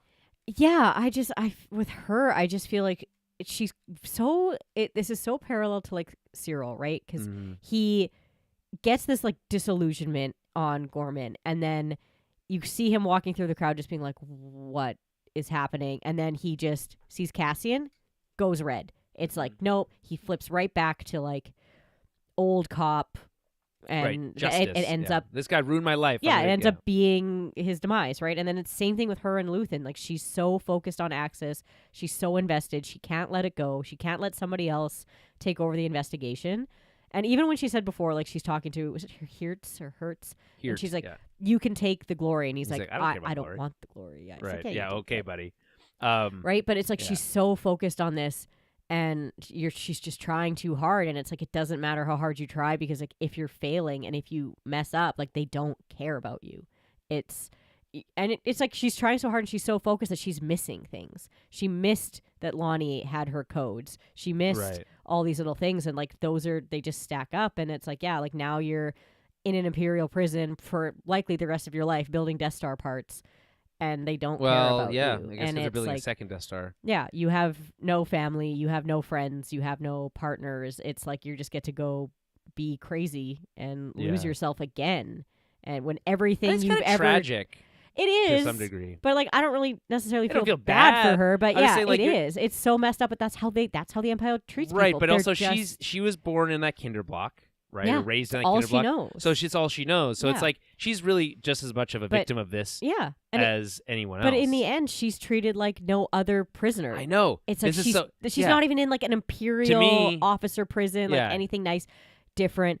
She's not just like, oh, you're fired. Like it's like, no, you're treated like any other common criminal. Yeah, you're to no me, different. this is the worst possible outcome for her. Right? Yeah. Having been raised by an institution, looking for fulfillment within that institution, and then reaching a point where she feels like she's risen above to some degree, only to be shoved right back into the very thing that she thought she was like fighting for, right? Like she thought she was fighting on behalf of this like righteous concept, and then in the process of learning that that's not the case, she's chewed up and spit right back out. Yeah. And there's no such thing as justice within the Empire. Because she did all that good work for them, but it's not me because what did you do for me lately is really all that matters to them. Exactly. Right? It doesn't matter that Gorman went well and that was your thing. They don't care. Yeah. And it's like even when it's like wild to me that even when they first like she's dealing with Krennic, which is like that's so tense. Oh man. And when he like puts his finger on her head, I'm like, oh my God, and she's like so terrified. And then it's like, oh, but like she's still helping. Still she helping. Still helps I was just gonna say, like, they put her in a cell and she's still helping them. The thing is, it's like it does not matter anymore. The thing is, though, like Krennic and Hirt and all them, they know that she's an asset to them. Yeah. But like, what she should understand is that like, once they are done using it for that information, she now becomes the scapegoat for whatever failure was there before, and anything that she did that was worthwhile or successful is now erased. Doesn't matter. Yeah. And that also, by the way, affects Partagaz. So, it's crazy. Yeah, no, but it is just such a like, I was not expecting that ending for her. I definitely thought she was either going to die or, have this showdown with Luthen or have a showdown with Cassian or someone, right? Like I wasn't expecting her to end up in prison at the end. Well, and it being the Narkina prison is such like again, the poetic justice is so great. Such good writing. Yeah, it's like, oh yeah. Karma. Yeah. No different. Do you think that if she'd given the opportunity, she would have committed suicide like Partagas did? I don't know. Maybe if she knew she was going to go to Narkina, maybe she would have tried to like leave or leverage her info. I don't think she knew anything about that prison. No, actually, yeah, you're probably right. Yeah, I don't know. She's just so like ingrained to like the way that they are. Like, I don't know. I feel like Partagas definitely knew like I'm either dead or I'm going to prison. So he was like, I'm out. Like, there's nothing left for me here. Which is also bullshit too. It's like, okay, you're the leader of this Yeah. organization, and your methodology for dealing with this failure is to essentially execute the head of the ISB. All your like smartest, or like like most intelligent, most like rebel focused people kind of at this point. Like, it is wild. Yeah. Like, I guess if you consider how like where the Emperor is at this point, the Death Stars are just about to be completed. He feels like everything's coming up Milhouse, and it's like, okay, they found out, but it's going to be too late for the rebels to do anything about it. But yeah, I think that's part of it too, is because they are so Death Star focused that they're just like, we don't even give a shit about the rebels. Like, we don't care. Like, about how much info you have. It's all about the Death Star. And like when Krennic is like, why do you think I'm here? Right. It's There's just only like, one reason. Right. Like, what's the word? Yeah. Death Star. Who else knows? Like, it's just like, oh my God. Like, she just knows like they're so pissed because the plans got leaked, or like what got leaked. Like Luthen, which is a great mirror, she also sacrificed everything. Yeah. But not for a greater good. No. But for this machine. Mm-hmm. So sucks to be you, I guess. Sucks to suck. Yeah. Okay. Leo Partagas. I love that we catch up to him listening to Nemec's manifesto. I know. Is that not the greatest? It's so That's like good. the greatest thing ever. I just was smiling ear to ear when I saw that. I was like, no I've always way. felt. Where do they get Nemec's manifesto from, by the way? I think for whatever reason, I feel like it's been played a lot. Like, it's cycling through like Rebel media and maybe. I think that's kind of the vibe, because like even that other what's his name, who comes in the room to talk to Partagas at the time. Oh yeah, he's heard it before too. Yeah. So like they've all heard it, but it is so interesting. Like, I feel like Partagas, like, man, like, you could have been a good rebel. Like, you're smart. This is what I mean. But you're evil. I think so. He was just like became ingrained in the system, and the system became toxic, and then it cost him. So I mean, I think there's this interesting, like, what's going through his head here. Yeah, I feel like he's listening to that maybe for the first time with like new ears, and just because it does seem like he's kind of the specific part they picked, which has been like all about the freedom is a pure idea that occurs spontaneously. Yeah, and he's right. Yeah, I think he's sitting there. He's listening. He's like, he's absolutely right. And it's like he's talking about the cracks that form in the Empire with how they do things. Right, and we can't. Like, there's nothing. No matter. There's no amount of work that we can do that would ever make these people capitulate. It just because it continues to. It's impossible. It's an impossible mission, and I think that there was this idea that he maybe had at one point of this, like, of order, right, and peace and order and all that kind of stuff, right? But this understanding that like it can't be done this way, right, is just like so fascinating to watch on his face specifically, right? I feel like he's realizing it too. He's just like, they're right about how we run things. Yeah, and it's like everyone, like, Dedra's great asset. She's getting put in prison, like. It's and like he's talking to his colleague, and he's like, it's been pretty tough. Hey, like this, and she's like, it's been pretty hard to fight this, because it's like everywhere we turn, it's more. There's more and more rebels, because they're tired of being squeezed, and it's like, and it being tied directly to the most recent thing that we saw, which is this false flag thing that they did on Gorman.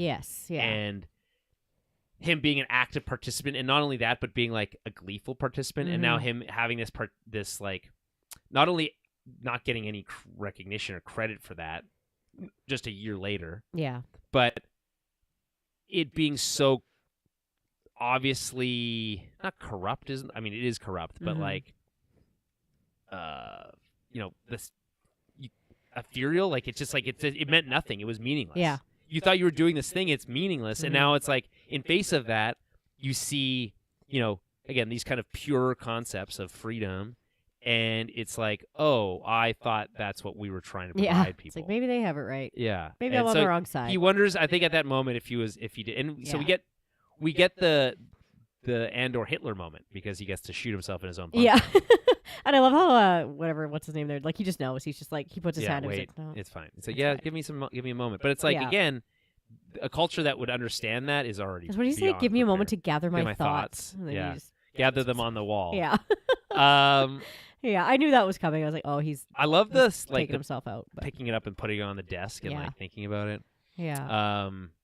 Yeah, cost him everything. Yeah, well, because Partagas would know about the prisons, right? I would assume. Yeah. He's like, high enough. He's like, I'm not going there. Like, or he's like, I'm not going to go talk to Vader and Palpatine. Yeah, and just get choked out or whatever. Yeah, he's like, they're just going to kill me anyway because their plans got leaked. So, how great is it though that we can have these conversations out of a Star Wars show? Right. That's the real win here. Good stuff. Okay, Saw Gerrera, shown to be paranoid and distrustful.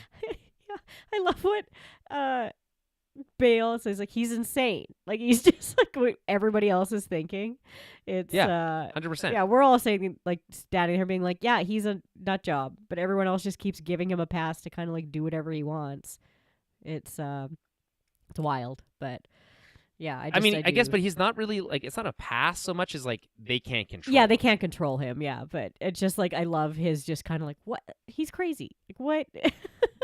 I mean, it's beyond crazy. He's now paranoid to the point of like, it's a whole thing. So I'm going to play a clip here because this is not the first time we get a performance with these actors playing these characters having a standoff. Right.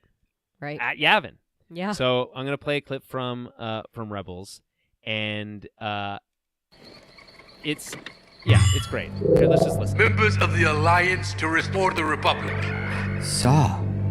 Your losses today stem from your leaders' cowardice, their unwillingness to take decisive action against the Empire.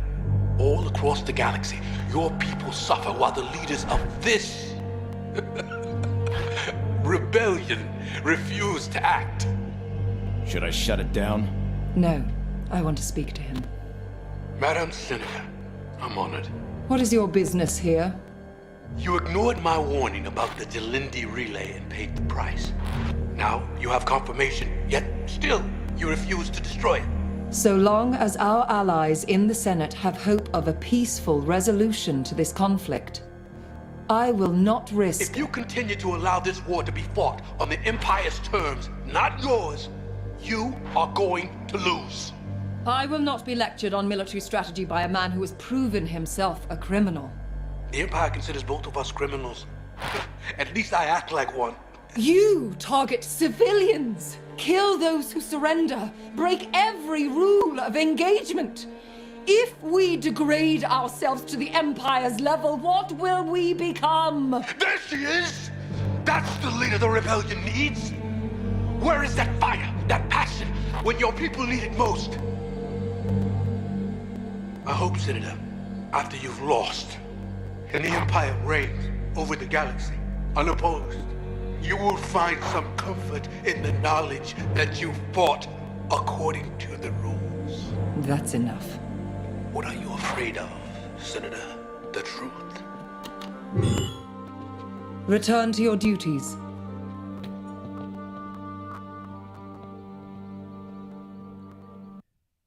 So, this scene in Andor, I don't really think holds a candle to that scene from Rebels, which is so much better. Yeah. But it's only because it's dealing with, I think, much more, a much bigger theme, which the show doesn't really have time to, it touches on it, but it doesn't really dive deep into, which is this like idea of it's not that we fight, it's how we fight. It's how, yeah. Right? And so earlier in this episode, in that episode of Rebels, those themes are stated plainly by Ezra and Kanan. Ezra says that although he knows that Saw is extreme from what happened on Geonosis, it seems to him that Saw is the only rebel leader who doesn't care about all the politics. Right. Kanan reminds Ezra that what is really important is how they choose to fight, not just what they choose to fight for. Right. Ezra understands that and says he might be fighting the wrong way.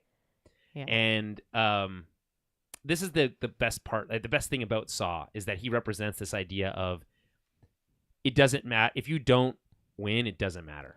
It's like it's easy to say, we gotta do it the right way and all that kind of stuff. Right. But as he states in that scene, it's like take comfort in the moment. Take comfort when the Empire's ruling unopposed that you fought by the right rules. But they might, though. You might be like, at least we fought the right way instead of killing civilians and like doing things the wrong way, right? So, it is like Saw is so extreme on his way where he doesn't care about how it's done. He cares about the results.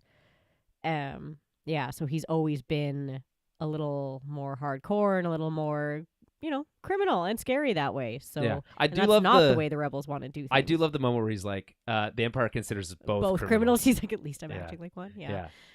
But he is so intense and he is so paranoid and it's.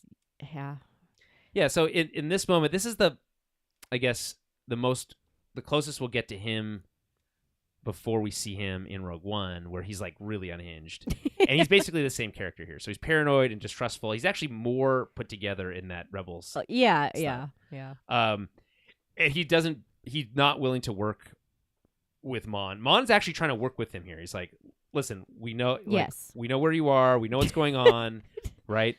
That's even part of it, of him being like, you don't know where I am. It's like, shouldn't they know where you are, dude? He's like, but like, I also just said that I know where you are. I know you're on Jeddah. Yeah. He's like, you don't know I'm on Jeddah. It's like, you're on Jeddah. Like, what do you mean? So he's really hard to work with. So, but I get it that they're also trying to show us like kind of how they felt about Luthen too. Yes. Like they were like, he did similar stuff. Like we didn't know what he was doing. He was too secretive. Like he wouldn't check in with us. But like it was just. The lesson is that you needed those people. Yeah. You really did. Yeah. And Luthen is the one that like trained a lot of these very, very important people for the rebellion, right? That you have now as officers and captains, right? So it's well, and not just that, they're like evangelicals. Like they live and breathe this idea of like what it means to be a revolutionary. Yes. Anyway, so that clip is from In the Name of the Rebellion, Part 1, which is a 2-part episode that served as both the 3rd and 4th episode of the 4th season of Rebels. And I pulled that from Wikipedia, but it's great to see like the actors reprise their roles for that and then like compare them to what it is like. Yeah, it's a great exchange, and I love how they shoot it in a very similar way with like a really big torso and like bust of it's like a huge hollow projection of Saw over but not his whole body, just his bust. Which is do you know if this happens before or after like the speech we get in Andor? This is the Rebel speech is before the one we get in Andor. The one we get in Andor. Okay, yeah. Okay, so Wilmon and Drina, they both survive, seen sharing a meal on Yavin. His leg is messed up. Yeah, he's got a old limp. Yeah. But it's nice to see that he survives, right? Yeah. He's another evangelical, essentially. Yeah. Melshi leading a group of rebels. We know that he's what he does in Rogue One. Luthen, dead. Yeah. Dies having given everything, which he said he was going to have to do. Yeah. I think he knows, like, and he definitely, like, sacrifices himself for Clea, right? Like, he doesn't want her to go back because he knows, like, now that he knows that they were on, like, Lonnie's tail, or closing in on Lonnie, he was like, we're cooked. It's too dangerous. It's too dangerous. He's like, we're fucked. Like, we're cooked, as the kids say, but burned, as they say. Burned, yeah. So, he doesn't want her to go back. He's like, I got it. He's like, I'll burn everything. Whatever he says, right? So, like the comms. But, like, I think that's obviously him looking out for Clea. And that's why he's so adamant about her remembering all of the points, because he knows. He's like, I'm not going to be able to give these talking points to anybody. So these are the things. Repeat them. Like, know, everything I've told you, right? Because he's very frantic there. It is. I mean, it's crazy to think, you think of the chain of custody for the knowledge of the Death Star. And it's like, it goes from Lonnie, or it goes from, ultimately from Dedra's files to Lonnie, to Luthen, to Clea, to Cassian. Yeah. And then from Cassian to the Rebel Alliance. Yes. And even they don't believe him at first. Right. And then they don't even have the plans yet. Like, no. They just know that it exists. Yeah. Which they don't want to believe. Right? Yeah. They don't even know what the weapon is. They just know there's a weapon. A super weapon. Yeah. So, and then, like, the name Krennic. Or not Krennic. Urso. Urso. Yeah. Right? Galen Urso. Yeah. So, that's really cool. Yeah. It feels like a fitting end for him. The moment where he's like taken off life support is like really sad. Yeah. He kills Lonnie though. Yeah. Which How I do you was feel like, about that? I feel bad for Lonnie because he's so frantic and he just wants to get his wife and daughter out of there. Yeah. And like, what do you think happens to the wife and daughter? I don't know, man. Right? Like that's kind of the thing. Like Luthen, like why can't you? But I guess there's not enough time. It's the only move he has left, Yeah. I guess, to play. Like it's too. This news is so important that it means burning this asset. Yeah, he does not just to not get him out, but like I think he would have gotten him out if he could. But he was like, in this case, it's like he doesn't. There's no way. Yeah. Right. It's too many people to get out because he's like Clea's probably the only one who can maybe get out. Yeah. And yeah, that's it. So it's If they had all left and headed for his Hallcraft like right away, maybe. Yeah. Maybe. Yeah.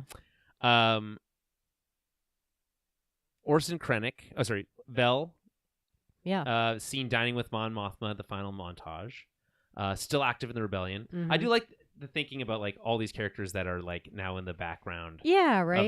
Of these like you could be like, oh, maybe she's just off screen in a New yeah, Hope and, exactly. like, that kind of stuff. So that's kind of fun. Doing something else, right? Yeah. Like doing another mission, another whatever. Right. But there's all these little battles that they're fighting too. It's not just the big ones. So. Yeah, and then Director Krennic, he appears in his Death Star, his Star Destroyer, overseeing the final stages of the completion of the Death Star, which of course we see also in Rogue One. And then we see Perrin, who drinks his sorrows away in the back of his fancy car with some random woman. Is she random?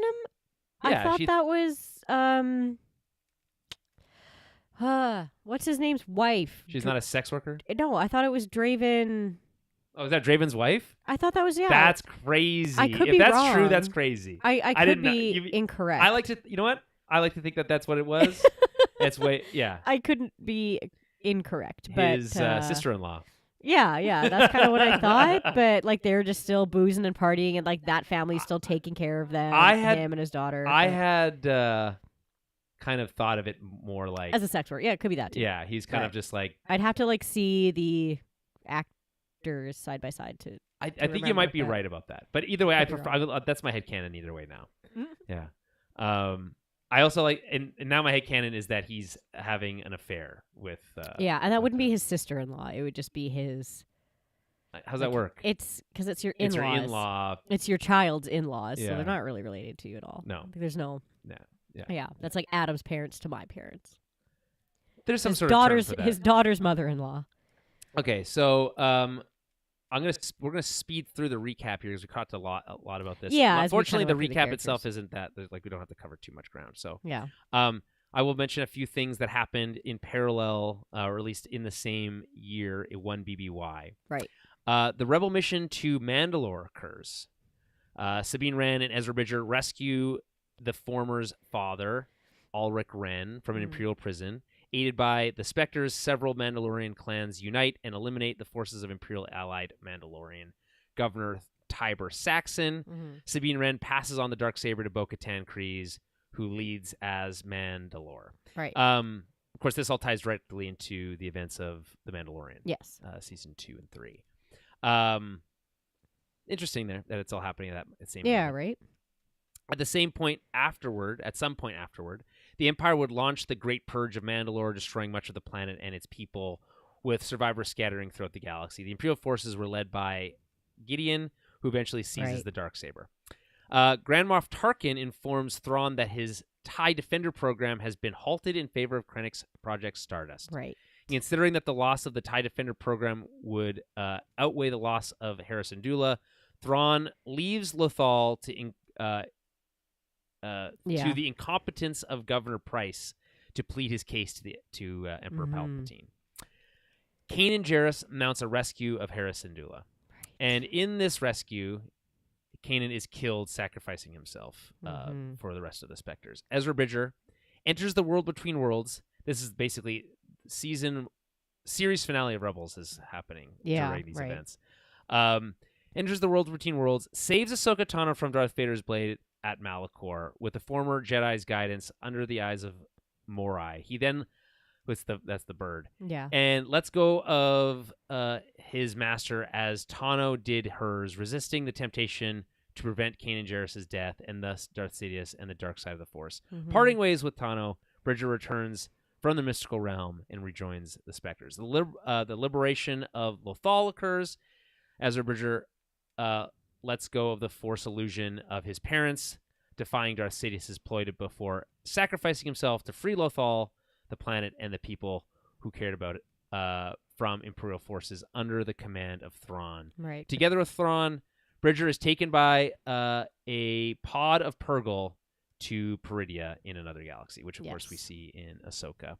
And then Jason Syndulla is born on Lothal, and Armitage Hux is born on Arcanus. So there you go. That's all happening right before Open War. Yeah. Episode 10, Make It Stop. This episode opens with Luthen and Clea receiving a red alert signal from the ISB mole supervisor Lonnie Jung. They meet in public on Coruscant, a big park.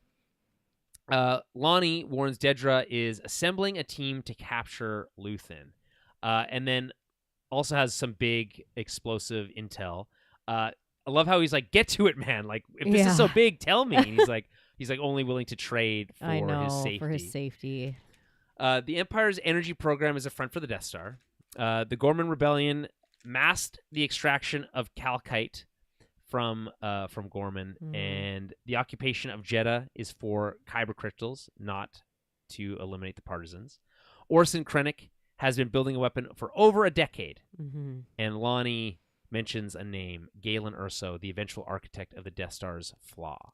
So all these kind of so it's the energy program's a lie, the Calcite was a resource, Jeddah for kyber crystals, Krennic building a weapon, Galen Erso. These are like the key takeaways. This is like huge news.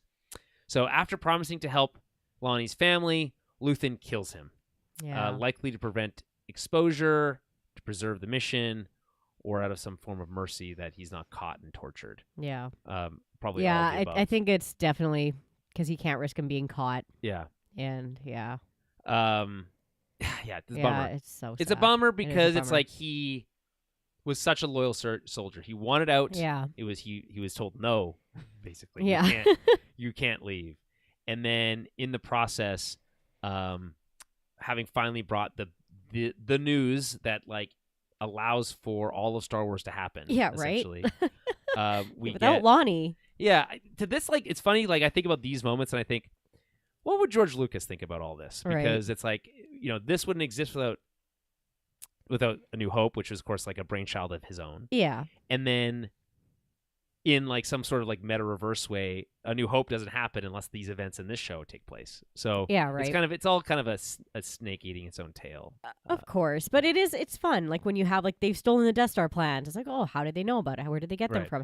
It's just so fun to get these stories like, retroactively. Like, many Bothans died. No, that's for the second Death Star. Yeah. Yeah. So we can get that story too. I don't know if we need that story. It's like we already got the story. Like, how different? I know, they built a second Death Star. The fact that we got a second and third Death Star too many Death is Stars. too many. Too many Death Stars. Yeah, and it's like, I feel bad for the Bothans, but we don't need to see that story ultimately. Probably. I mean, who knows? Long enough timeline, we'll see every story. Right. So, maybe I'll probably not live to see that. So. He's just left in the square dead. It's like it's such a sad way for him to go out. Love the way that they directed this episode. Alonso has this like really like skewed camera angle as Luthen's like coming down the staircase and like trying to like organize everything. Thought that's really cool. So Clea, Tuca cat. Yeah, right. Is Tuca? Is that what's going on there? That runs up to Lonnie when they show you Lonnie's dead. Yeah, that's funny. Yeah. Clea is told to flee to Yavin 4 and deliver the intel to the rebellion leaders. Luthen stays behind to destroy the evidence, but it all catches up to them too fast. And Luthen is caught basically purging evidence at his shop when Dedra shows up. Yeah. Doing this kind of like little dance. I love that he still puts on like the persona, right? Oh, yeah, even though 100%. he knows, like he's just still like lays it on because thick. that way it gives him time to like maybe play something or who knows. Like, yeah. you know, it gave him the opportunity to kill himself. Basically. I like how she makes fun of his wig. Yeah, your dumb wig. Yeah, your ridiculous wig. Yeah. Or whatever it is. Yeah. Yeah, well, not so ridiculous. It fooled you for a long time. Yeah, exactly. And so, yeah, she does this whole thing about how she's never been here before, Mhm. but she's always wanted to, which is kind of like a nice, like, you know, she's kind of talking about really how she was always trying to find him. Yes, yeah. Which is like this fun idea. And so, yeah, double speak, and how she's like, I've got this thing I want to show you, and I don't know if it's worth anything. And it turns out it's the Star Path unit from season 1, which is a fun little, you know, turnabout. It is. And so once that happens, though, and then they have this little, like, exchange where she's like, yeah, but you're too late. Mm-hmm. The rebellion's flown away. Mm-hmm. It's not here anymore.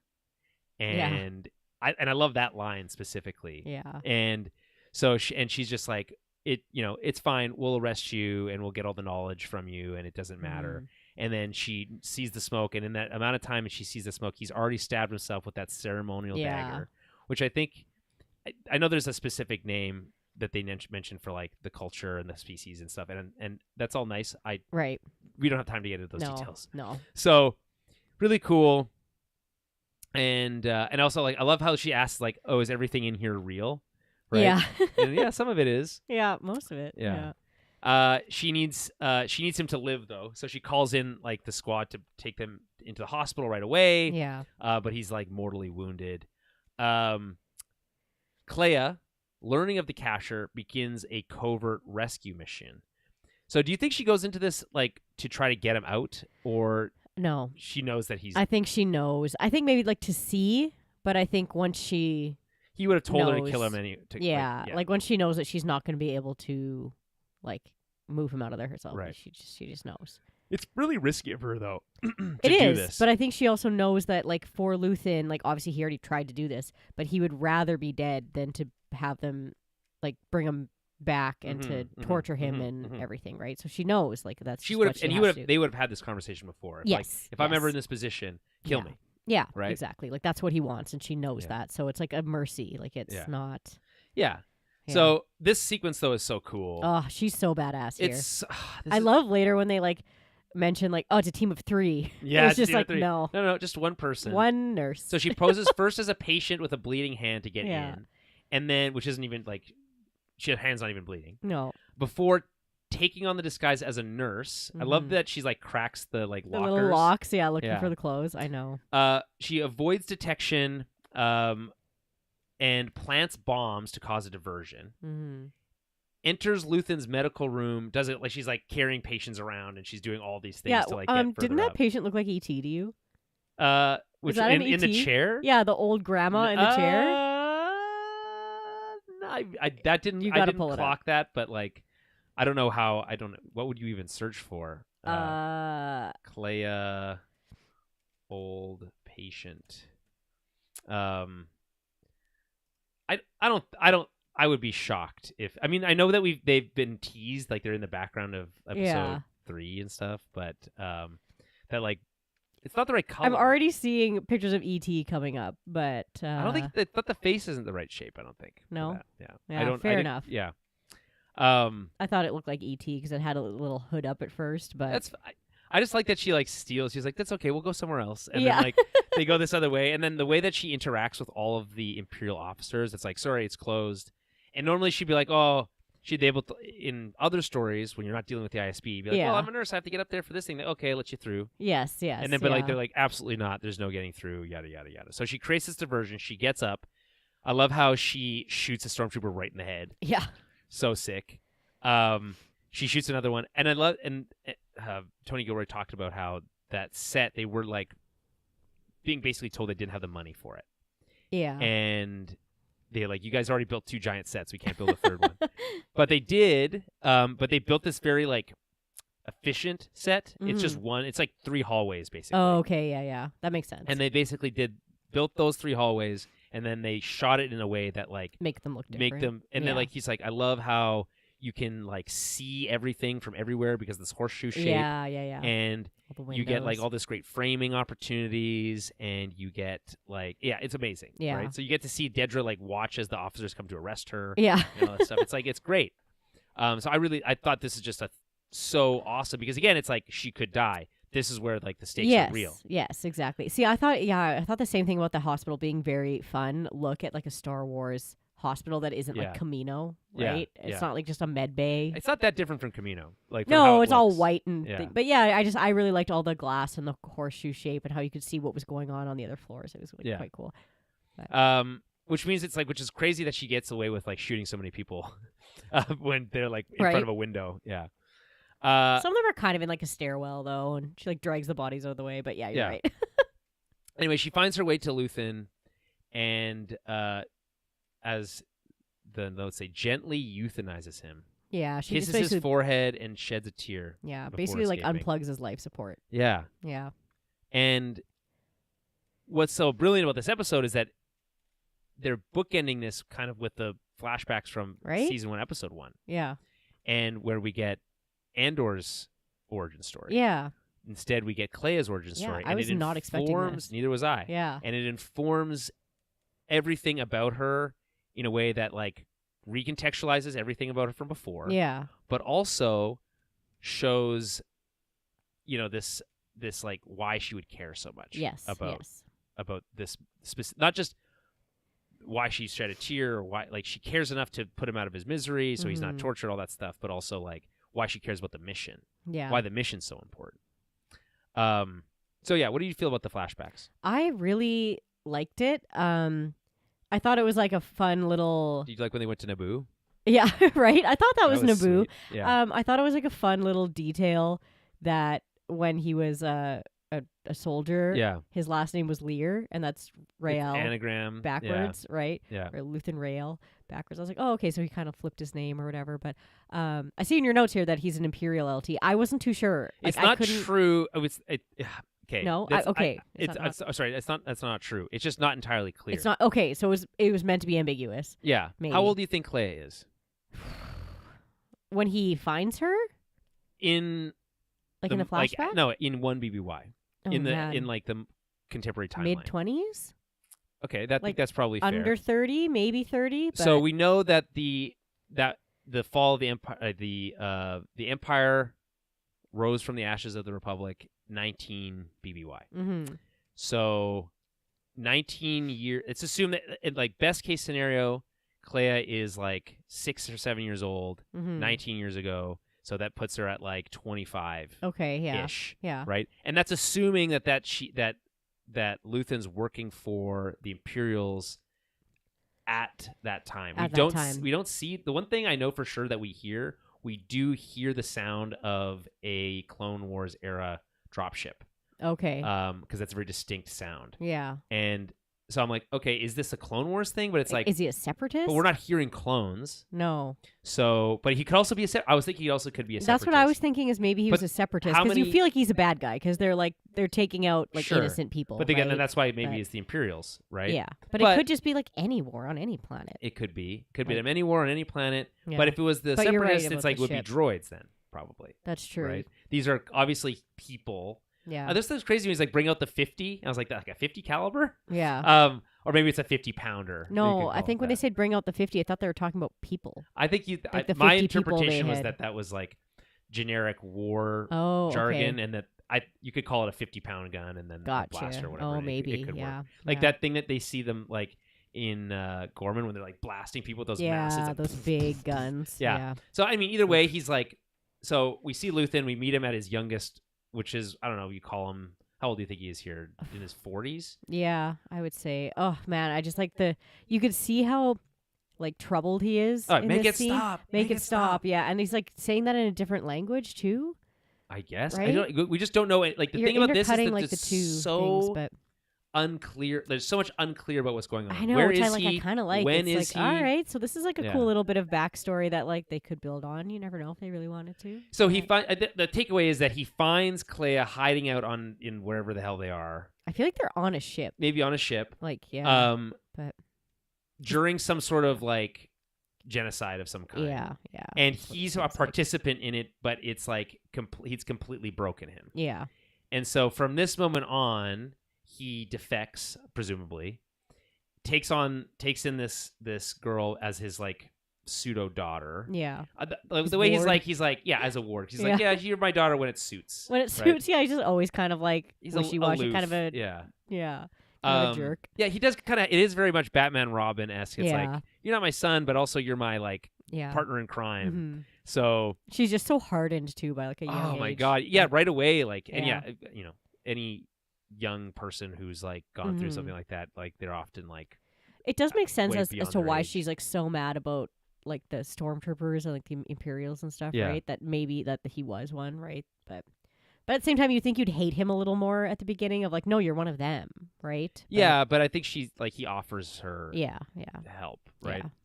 So they form a bond. They take on new names and begin life as rebels. Basically, he's basically decided from that moment on, Yeah. I am going to fight to. And so I think that's why it has to be an Imperial lieutenant. Yeah, that kind of makes Because sense to me he too. was partner to their crimes, and Yeah. then was so disgusted Mhm. by what he saw that he dedicated his life to Yeah, stopping it. because it seems like they don't jump too far, and they're Yeah, like a few and it's years, maybe a year, Imperials maybe a and couple years. stormtroopers, Yeah, so- exactly. Mhm. So okay, so let's assuming that she's in her mid 20s, Yeah. maybe late 20s if you're really pushing it, and they're already selling like. I like how Yeah. we do like 3 flashbacks and they get richer and richer as Yes, as it goes yeah, on. the antiquities, and they're already Yeah. like she's helping barter. and- Exactly. yeah, it's great. And that and again, the young actress is so good. She is very good. But again, she's channeling like a bit of an Ezra attitude, Yeah. right? A little bit like, we're not doing enough. Let's make why are we waiting? And then we Yeah. get this great line about like, we fight to win, which means we lose until we're ready, right? Yeah. Yeah. And you just watch. Yeah, and so like, and we Yeah. get to see his like early, what it meant to be like before he became this like became Axis, this like early version of what his version of rebellion was. Yeah. Right? So he's an accelerationist. He's blowing up bridges on Naboo, right? Safe, quote unquote, safe worlds Yes. to incite crackdowns because he knows that that's the only way to get people angry enough to do anything about it. Yes. Right. And so like, and which we know from before, but seeing it is a whole other thing. Yeah. And then he makes her. I mean, he says you should pull the trigger, but she Yes. ultimately doesn't. No, he like takes it away from her because she's Yeah. about to, and he's like, no. It's too. It's actually, you know what? Yeah. Never mind. That's a bad idea. Yeah, he's like, okay, you're ready to, but you're Why not does ready he to. want her to look away? To be like, so you don't know it's coming, so it doesn't. Yeah, doesn't I do draw feel like it's so it's attention. not obvious. Probably is like, don't look at it because don't watch. But maybe also like you're not. Yeah, does he say no? You're not ready? No, he doesn't say you're not ready. No, not really. But he takes it away from her. Yeah. Like, he takes away, removes the choice. Takes the trigger away. But it's from like her, also yeah. like, it's classic Luthen. Like, provide someone a choice and then take away the actual option. Yes, you know? like see if you're actually gonna do it. But and then also it doesn't matter. It's going to happen anyway. Yeah, Yeah. Yeah, so that's like, I like that. And then there's another moment where she sees a Imperial firing Oh, squad. that was awful. Yeah. That was so awful. I think they filmed this stuff in Spain. It's very beautiful. It is very beautiful. That made me just like, ugh.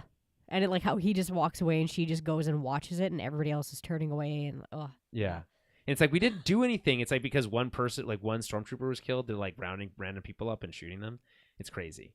But like, that's early in the rebellion. Or like in the Imperial, like it's. I don't even wild. think he was killed. He just like bit into like a screw in his food. Oh, really? And then they're Yeah. like, we're just gonna murder people now. It was that minimal. Yeah. That's crazy. I thought, did they say screw? It was something like that. Because it's like, remember there was the whole Bolt, Remember maybe? there was the whole thing last season of Andor. It's like there's not supposed to be any screws or zippers in. Wasn't that just what's his name? Well, maybe it might have been Star Wars theory. It's possible. I'm pretty sure that was just a Star Wars theory thing, and people were just like, "Dude, shut up." Yeah. Like, why? Who Why cares? can't zippers exist? Who gives a shit? in a galaxy far, far away a yeah. long time ago. Dumb. Yeah, no, yeah, something about a bolt in his food or something like that. But- Yeah, either way, it's like this is a great shorthand way to give us this crucial information. Give us more about Clea. Yeah. Tell us more about Luthen Yeah. in an episode that's basically just a Luthen and Clea episode. And Mm-hmm. I think that's like it's so brilliant. It's such a good. It's so Yeah. satisfying. even despite his death, which you knew was coming. Mm-hmm. But like he lives on in Clea, which is kind of what Cassian tries to tell her about, like at Yavin 4 and all that stuff. It's like, go and live in the thing that he built. Yeah, like this is what he built. That's where you belong. But even like, but the thing is, what is fascinating is like no one knows this. Only she knows this stuff. Mm-hmm. She would never tell anyone. No. Right. But as Cassian says earlier, you'd have more in common than you think. Yeah. Right. Okay. Episode 11. Who else knows? The Empire investigates Luthen's death. Supervisor Hirt leads the probe and identifies Clea in disguise. Krennic interrogates Dedra, accusing her of undermining the Empire. She defends herself by pointing out her intel led them to Axis, but she's imprisoned for failing to secure Luthen or Clea and ultimately leaking knowledge of the Death Star. Yeah. Mm-hmm. It's quite remarkable that they kept the secret. Like, I think it's quite remarkable that they kept the secret long. Like, they kept the Death Star secret for 10 years. And then even Partagas says it's pretty crazy that we were able to keep the secret long, like this long, right? You guys do you think? Right. One little leak, is that it? Like, we're gonna pretend like this is the sky's falling because one leak? Okay. Yeah. Anyway, I mean, and the thing about that is, it's like, even if everyone knew that the Death Star was being built right now, no one knows where it is. No one knows all this stuff, and it's like, okay, so it's at Scarif or whatever, and so that's fine. But actually, it's not even at Scarif; it's somewhere else because it travels to Scarif. Yeah, in Rogue One. I don't really know where it is. I don't think it appears at the end of it. It travels through hyperspace to reach Scarif at the end of Rogue One. So it's being constructed somewhere in secret. Yes. So it's like, at this stage, it doesn't even matter, really. It's kind of like with the Gormans. It's like, we can drop the charade now, basically. But that's not how they're treating it. Anyway, it's Ben Mendelsohn is like chewing scenery here. Yeah. Having a really fun time just eating. He's so good. Not just chewing scenery, chewing up Dedra. Yeah. Yeah. And yeah, he's so good. Like, everything he says about how, like, it's like, I'm here only because the Death Star.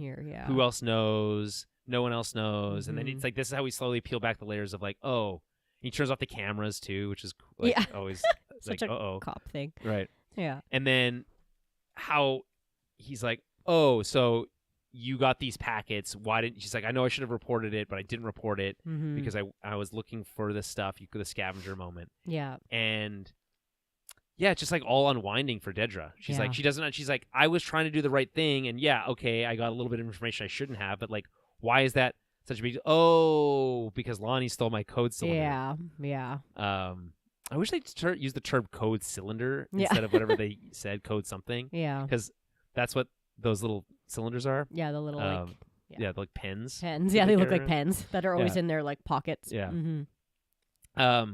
So I don't know. Any thoughts on this like interrogation scene? It was just so good. Like it's tense. It's stressful. You can see her like kind of anger and frustration of like what the hell? Why am I even here over just what she thinks is kind of like not even big info. Like she's like, it seemed like she's like, I didn't even read all of it. She knows that the Death Star secret is a big deal.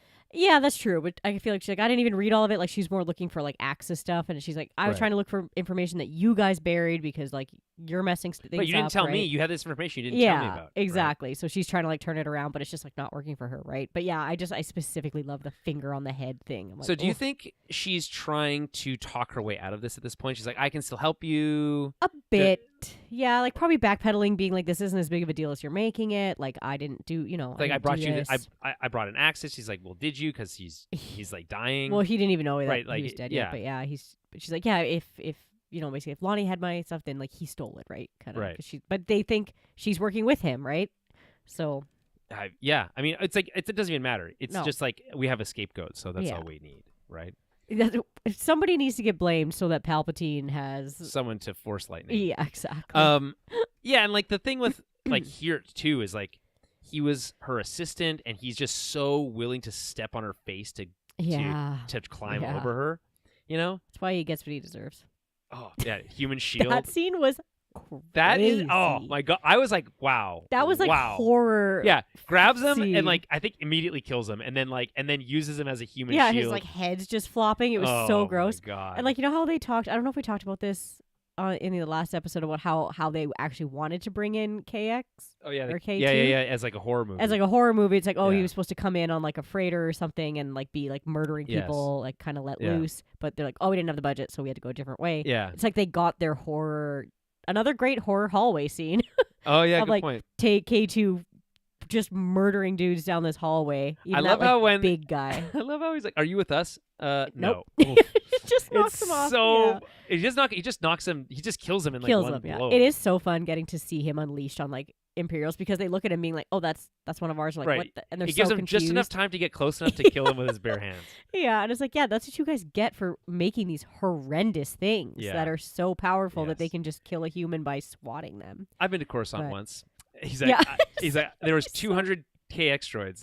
The Emperor was there. Yeah, we were at a parade. Yeah, Shut up. It's so You're he's so weird. funny. Yeah, he is funny. I love Such a Alan weirdo. Tudyk. Yeah.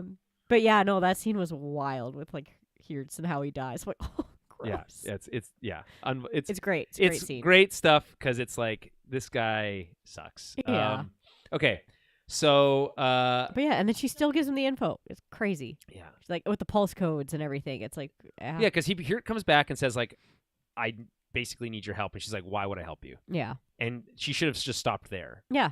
And anyway, so he's like, okay, well, I think what does he make it? He doesn't they're not even cutting a deal. He's just like, you're screwed either way. So just tell me. Yeah. So it's like, yeah, she's like, go back, look at those pulse code stuff, and then maybe you can find. Yeah, I mean, maybe this something. is why she gets prison and not murdered. So I don't know. Maybe it helps. Oh her yeah, a little maybe. bit. Yeah, okay, sure. I don't know what's Yeah. worse in that case. Yeah, I don't right. know. So Clea returns to the safe house, activates a hidden transmitter that she has buried in the wall, which is cool as hell. Yeah, And I love how they're living in like a slum. By the way, that's where the safe house is. It's so sick. it's weird though because some of the levels seem fine, but then their level is just not because Oh, like yeah. nobody's there. It's not being taken care of. Yeah, Like, I don't know, right? So I don't think it's a slum. I just think it's just a shitty floor. a shitty floor of the apartment that's kind Yeah. of abandoned Okay. and whatever. But So I like that they're basically going back to like Morse code style, the pulse code concept. And then we get that line. It's like it's just as dangerous to receive a message as it is to send one, yeah, right? But they trace the signal being sent back to her yes, on Coruscant. And so at that point, it's like, oh shit, the clock is ticking. And then the ISB is so motivated, like, okay, we can track. We found the path to where we need to get to really quickly. And it's like, okay, well, we know that she has the information. She has to get it to Andor somehow because we know that that's how the movie goes. yes, And then that's why this episode, I think, is the best of these three because you get the most excitement, yeah. I think. There's a lot of excitement in this And one. it's a race to extract information, right? We go Yes. back for another extraction, and it's like, is it the person or the information? Turns out it's both, which is fun. Yeah, So yeah, they receive the message on Yavin on Wilmon's old radio, which is against protocol. He's not allowed to have a radio because Yeah. again, dangerous to receive yes, messages. So he takes the information not to Rebel High Command, but to Cassian, Melshi, and K2SO, who are busy playing cards or dominoes or some sort Yeah. of like. I love that scene so much. It's so good. First of all, pour out some Regnog. Ragnar, yeah. Yeah, for all the and they actually cheers to with Regnog later. Yeah. So we'll get to yeah, that. They But do. yeah, they're playing and they're like, oh, he's droiding you. I love how they're just like giggling, kind of like bullying him. Yeah, it's like, oh, he's K2. he's It's so- droiding you because he's droiding like you, because yeah. like he's such a keener too. He's like, Mhm. oh, I know the chances of you making that play are Yeah. incalculable or whatever. It's like we played this many games and you've never done this and blah blah blah, doing like all the calculated things. Yeah. It's so funny. It's very 3PO coded. yeah, Right. absolutely. Yeah, it is. and that's It's great. Such a great scene. Yeah. and yeah, they're just giggling. Like I love seeing Cassian and like Melchi be like playful. I know, and he's like, and- I'll give you one opportunity to take back your last bet. yeah, and he's like, oh, he's scared. He's Yeah. scared. Oh, and then they get interrupted. yeah, But that's a great moment. It It's is like this fun. great moment of levity. This is a great opportunity to see Cassian is fully a part of this life now. yeah, And yeah. he's friends with K2, even though it's kind of like a little. He still seems a little awkward about it. right. He's like, "Am I allowed to be friends with my droid?" I don't know how that works, but it's like you were friends with B, so like, why not, right? So I want you. Maybe it's because he's an Imperial droid, so he doesn't fully trust him. That's probably what it Maybe, is. yeah. Anyway, so despite the rules and warnings, they steal a U-wing and head off to rescue Clay. I like how they're like, we don't want to get shot down flying out of here, so go get us on the test flight roster. We're going to take this, and then we're going to jump. I love how they're like, oh my God, Cassian has stuff and he's leaving. They're like, Yeah. Where's he going? Coruscant. What? And then poof, like out there, he's gone. Yeah, they're just he turns off the Yeah. the turn. He's like, we've broken this many commands so far. 18. 19 now. Turn it off. Yeah. Again, very disobeying. creepy. Does he say but disobeying rules is so refreshing? Yeah. Oh man, I love K2. It's great. He's good. Yeah. They really held back. Like we could have. I wish we got more K2. It's like introduce him in early season 2, and we could have got more. But whatever. There's a whole movie, I guess. That's true. So, meanwhile, Hirt and Krennic scramble to track Clea. They trace the Axis files. They retrace the Axis files after suggestions to identify old comms channels used by Bix and others. Krennic prepares to depart for Scarif to complete the Death Star after a meeting with Partagaz to come up with a plan. She left the hospital with a disease was what they landed on. That's like, you get this moment where Partagaz... first of all, the scene where Krennic is like, I can't save you, Leo. Yeah. Is like so cool. Yeah, and they talk about this in that podcast interview with Tony Gilroy. It's like that one line gives you so much, like they probably came up through together and all that stuff. Like they're buddies. They're buddies. And it's like first name basis. Yeah, like they went to the academy together or whatever. Yeah. And now he's like, there's nothing I can do for you. Yeah. You know? Mm-hmm. And which is shitty. It's like, hey, I thought we were friends. I guess not. And yeah, he's like, okay, so my last, like, he's like directly involved, right? Because his neck is on the line. So he's like, okay, we don't have time to try to figure this out. Here's what we're going to do. She has a disease. Everyone needs to be on the lookout for her. Put it out there, get it out there everywhere. We need to find this person. Yes. Right? And it's just so smart because it's like nobody cares about a murderer. Nobody cares about like, oh, like it's treason and murder. Because it can kill you, right? Yada, yada. Yeah. But it's like this people care about because it directly affects them. Yeah. So... yeah, really fun so little smart. moment. He's always so here. smart. Yeah, and that's why it's like he's so clearly intelligent that it's like it's such a shame that he was using his intelligence for evil. But it's got to make sense because he's not around for episode 4. Right. So and like who? I guess it's like who takes over the ISB? I guess it's Yularen. Oh, is it Yularen? Yeah. Yularen's the only one wearing the white uniform in Rogue One. Okay. Yeah, not Rogue One, but New Hope. Yeah, same it's got to be then. So yeah, and like I know he's directly working with like, you know, Thrawn and stuff. Yeah. For the ISB, so that he's the only one at that same level. Mm-hmm. So I guess he takes over from there. But the impression I get is the ISB is never as effective as they were when Partagaz was there. Yeah, probably. Yeah. Again, losing good people. Exactly. So Cassian and the team arrive on Coruscant, land at the safe house. I love it's that same like parking garage that we've seen outside their window for all that time. It's like, okay, we finally get to be there. And it's Milshi's first time at Coruscant, which is kind of cool. It would be amazing to see a city planet. Yeah, right. And they always, I love how she's like, oh yeah, we found him across town. They said about Lonnie. And yeah. I was like, what does across town mean? Across town, yeah. On Coruscant. On is that Coruscant. like, is that on the other hemisphere of the planet or like what's going on? I know. Anyway, whatever. So they arrive at Coruscant. They land at the safe house. They find Clea, who reacts with, of course, it would be you, wouldn't it? Yeah. And I love this line because, again, it ties back to what we said earlier about how she didn't fully believe that Andor was fully bought in. Right, yeah. And then probably had to hear Luthen talking about how Andor was his like secret weapon and all these things, and she's like, are you sure? Is he dependable? And all that stuff, having to be the voice of reason or like the devil's advocate. And now it's like Luthen's guardian angel is now here for me. Yeah. And it's like, that's like, you know, of course it would be you. Yeah. It's like, it has so many meanings. Anything else that you would kind of like take from that?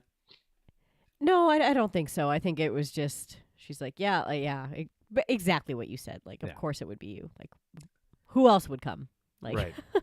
Who else would show up at this point? Yeah, they're like, it's not going to be Gold Squadron. You know? No.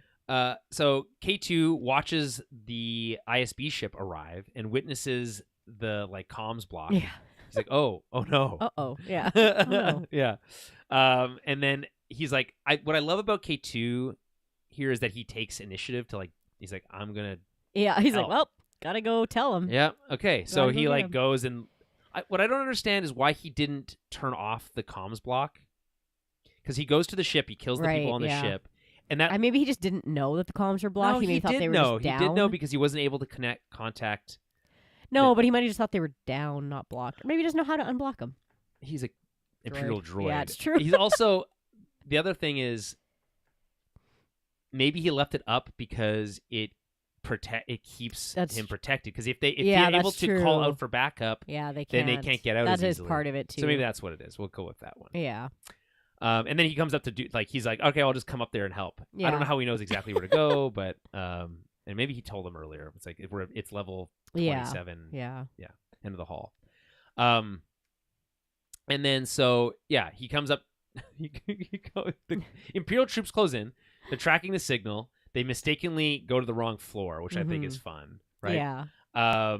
But they quickly course correct. They're walking down the hallway, and the whole time I'm thinking like they're just having this casual conversation in this safe house. Yeah. And I'm like, get to it already. Yeah. Like, what are we waiting for? Yeah. To the point where it's so good that Melshi walks out and he's like, Yeah. He's like, oh, oops. They're like Whoops. right here. Yeah, with their right? bright lights in his face. And he's like, and they're like, don't move. He's like, yeah. And he, like, just darts. in, Yeah.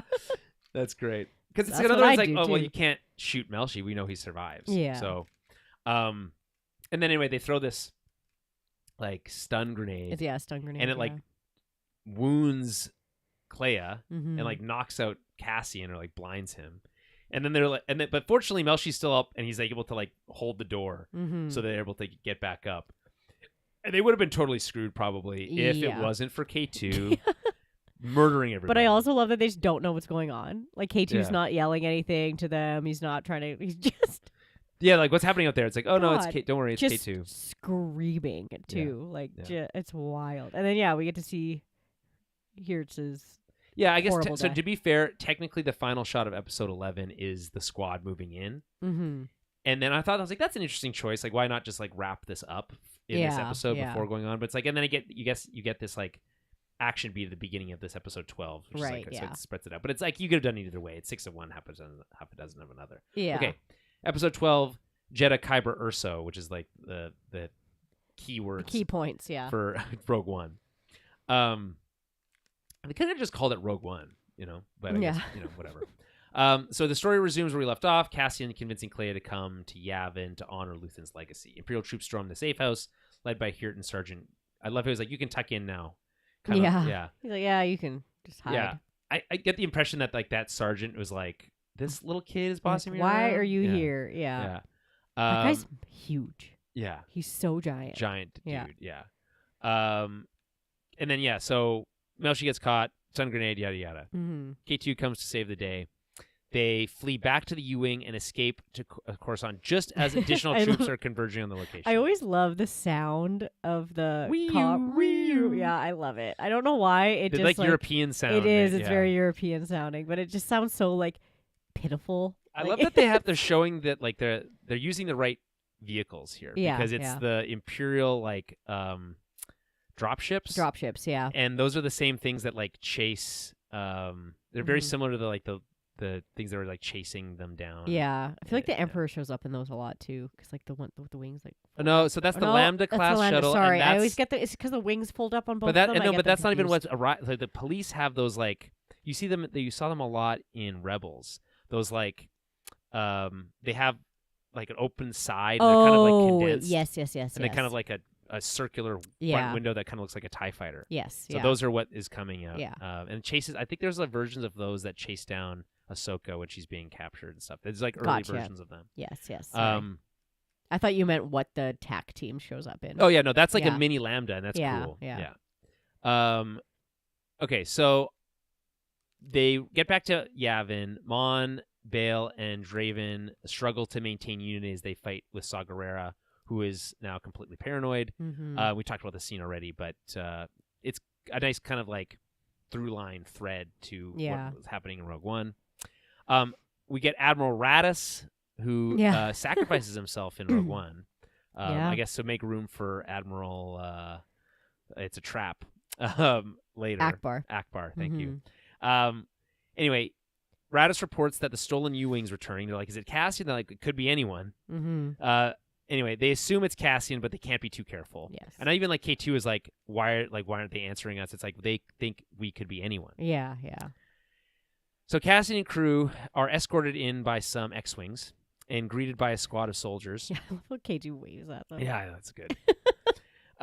So cute. They need to do some like light convincing, but are able to get Clea into the medical, get medical attention. Mm-hmm. And then the rest of them are all confined to quarters. And I love how K2 is like asked to power down, which is like, go power down until we power you up and talk to you. Yeah. Which is like pretty rough if you're a droid to just like be powered down. Yeah. Or, like power yourself down. It's like, okay. It's like, go to sleep. Yeah. Yeah. Cassian is given a chance to defend his actions for violating orders, and he's doing this in front of high command. They don't have a quorum, but they have enough of their leadership there, arguing that, quote, Luthen was right. Right? Yeah. It's like Cassian becomes the voice of Luthen's legacy, defending his mentor's sacrifices. Mm-hmm. He's like, he gave up everything. You wouldn't all be sitting here right now if it wasn't for him. And there's this like great tension in the room because everyone's like, bullshit. We don't owe him anything. Right. And it's like, but part of them is kind of like, he's kind of right, but also they didn't really know him. I love that line when he's like, have you met him? And he just screams it at them. Right. And none of them have, except for Mon Mothma. It's like, you don't know. But even Mon is like a little skeptical because she does know him and Yeah. knows that he's like not fully trustworthy. But then that's exactly what he says, right? Because I like how he dives into that. He's like, I know the good and I know the bad. Like he's he does a great job advocating. Yeah, he does on this behalf. Like he absolutely does. Yeah.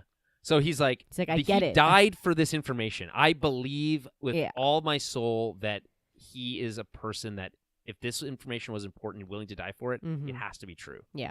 So, and like, what benefit would it be for him to bring this information and it just be like a rumor? He's not dying for a rumor. No. You know? This is real hard evidence, right? And so,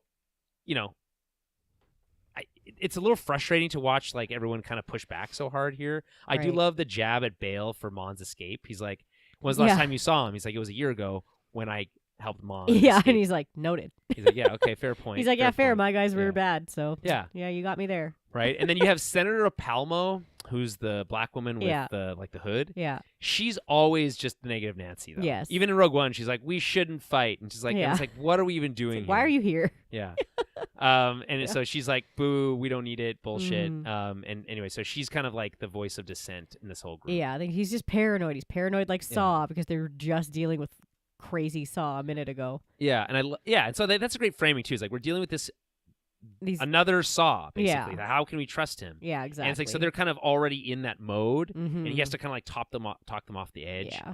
And I like how Mon basically sits in silence. She's kind of like taking it all in. She's like willing to believe him, but not really to like risk her credibility in front of all of her peers. Yeah. Draven, I think, is becomes such an interesting character in this final episode, and all through this series that we see him. Only a few episodes, a few scenes really before he's in Rogue One, because he is an advocate for Andor, but a reluctant one. He's like, I know he is like super valuable, super smart, but he doesn't follow the rules, and I need him to follow the rules. So he's like, when he's like, oh yeah, we got another message from our guy, he only wants to talk to Cassian. He's like, okay, call him in. It's like, we were just punishing him, but we can't punish him because he's too valuable to us. So it's like he's this like dichotomy between wanting him to be a soldier and then also wanting him to or understanding that like what makes him so good is that he has this level of independence. Yes, is that he's like not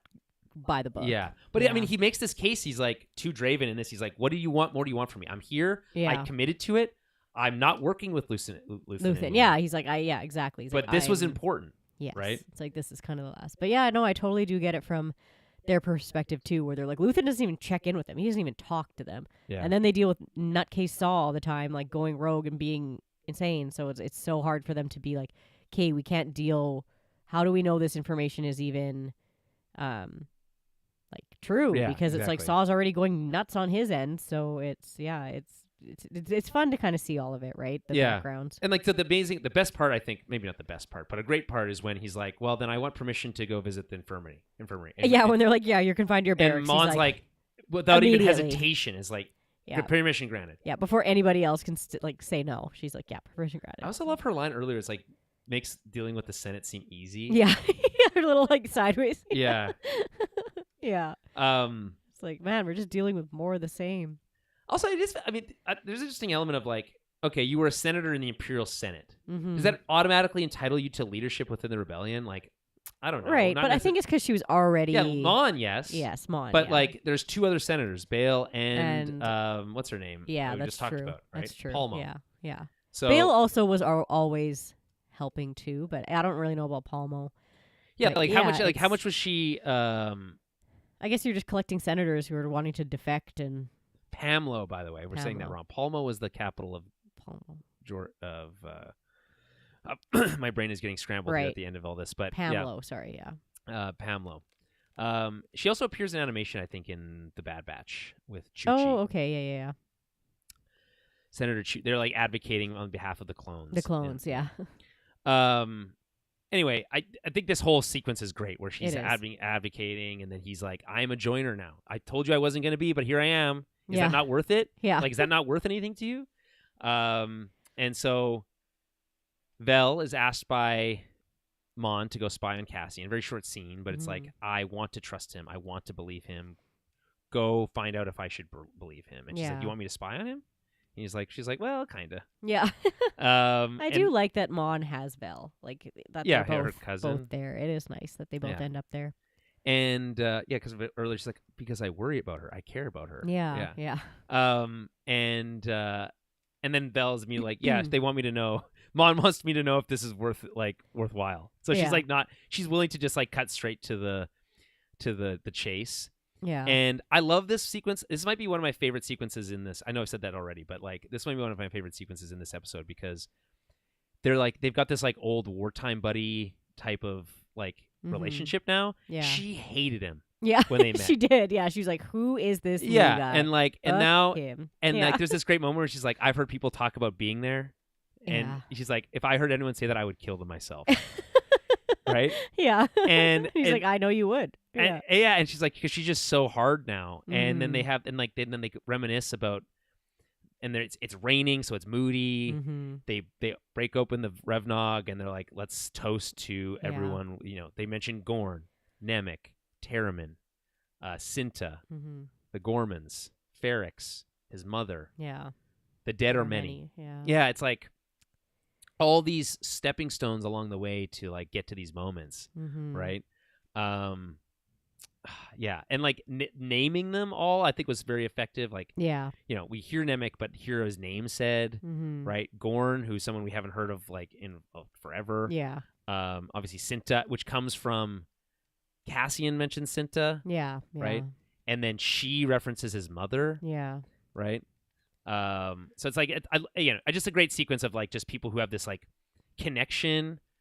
It reminds me of like if I ever run into anyone I played football with from the Mustangs specifically, but it would be true for high school also. Okay. But but like there's this like camaraderie that goes beyond like any time can go by. Yeah. And like you went through shit together. Yeah. You know? And that is like a bond that cannot be broken. And so they went through that shit together, and now they are bonded by it forever.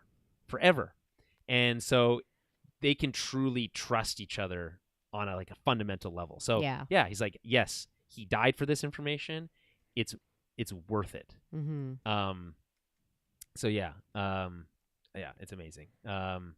Yeah, and I think him saying that to Vel too, like it helps her understand the gravity of the information too. Yeah. It's like, no, like you know him, like. And so she's not drinking anymore. Also, it's like, but she'll make an exception. Yeah, which is fun. Yeah, I also liked, not that it matters, but because I work at a brewery, they're the container that they're pouring the whatever is it called Revnog out of. They're called like howlers and growlers. It's what we, like people will go and fill beer up with. It's like, good here in the States, which sounds like something you would have.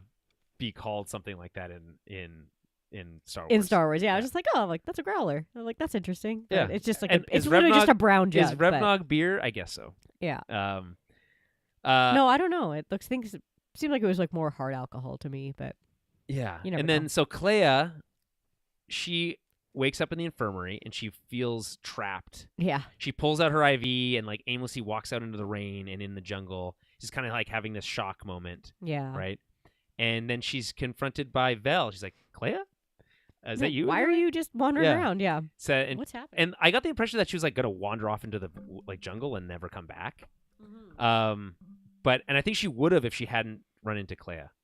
Yeah, maybe. or I don't know into where Vel, she was yeah. wandering to, but yeah. And she's like trying Also, to maybe convince still her. concussed. Yeah, Kinda that's out true. of it. Yeah, she's like and trying to convince her like, no, you're safe here. Yeah, you're She's like, wanted and she here. does the Well, I have friends everywhere line, which is like, okay, Yeah. you understand that, and she's like, you are here with friends. Yeah. These are the friends. Mm-hmm. They care, like we care about you. Yeah. You'll be okay. We use this line all the time, and it's true. Yeah. But she's in a really messed up state, and we really don't see her come out of that, which is why it's like, man, would love to know more about Clea.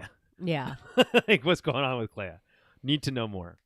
And then Tivik, from Rogue One's opening scene, the man Cassian kills, sends a message wanting to speak with Cassian exclusively. Mm-hmm. This prompts Draven, maybe Cassian's biggest defender, even if, reluctantly, Doesn't love how he does to things. pull him back in. He's worried that the Death Star news, combined with the Saw on Jeddah and now Tivik, is too much of a coincidence, Mm-hmm. or too much to be a coincidence. And he's like, okay, we need to get him involved. So Cassian gets one last sleep, Yeah. One last sleep. right? He dreams of Kanara and his lost sister Mm-hmm. before being woken up by K2SO. He's like, waking humans is always confusing. Yeah. Which is a great line. It's really good stuff.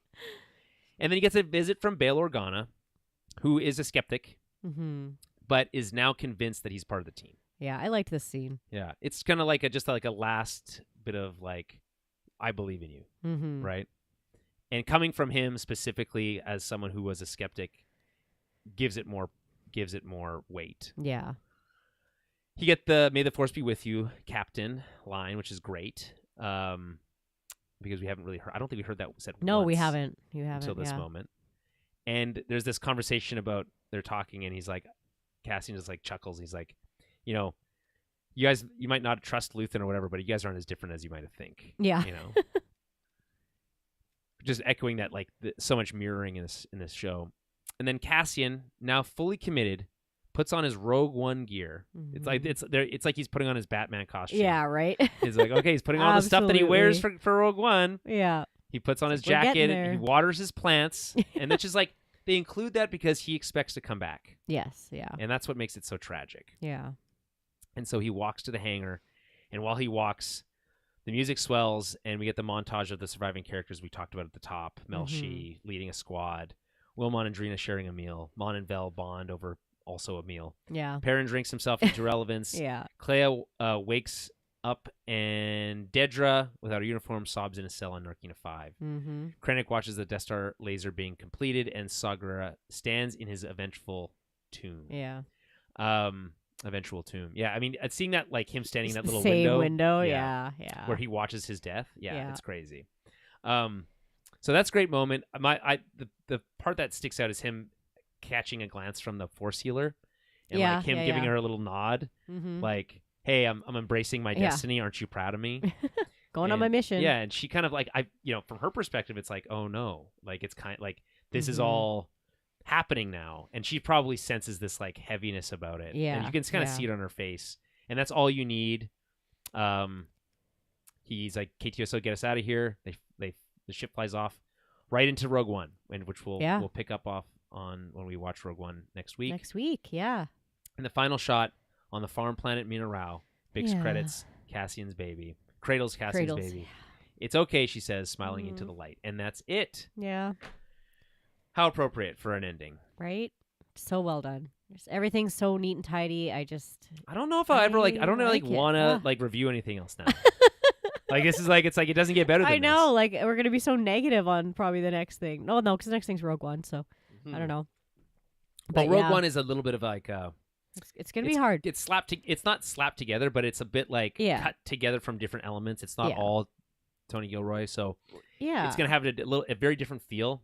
we just have to tell ourselves that look, we can't base everything Yeah. not everything else that It's comes not isn't fair. shit just because this was It's so not good. fair to everyone else to set the bar Yeah, this it's high. not fair. Yeah.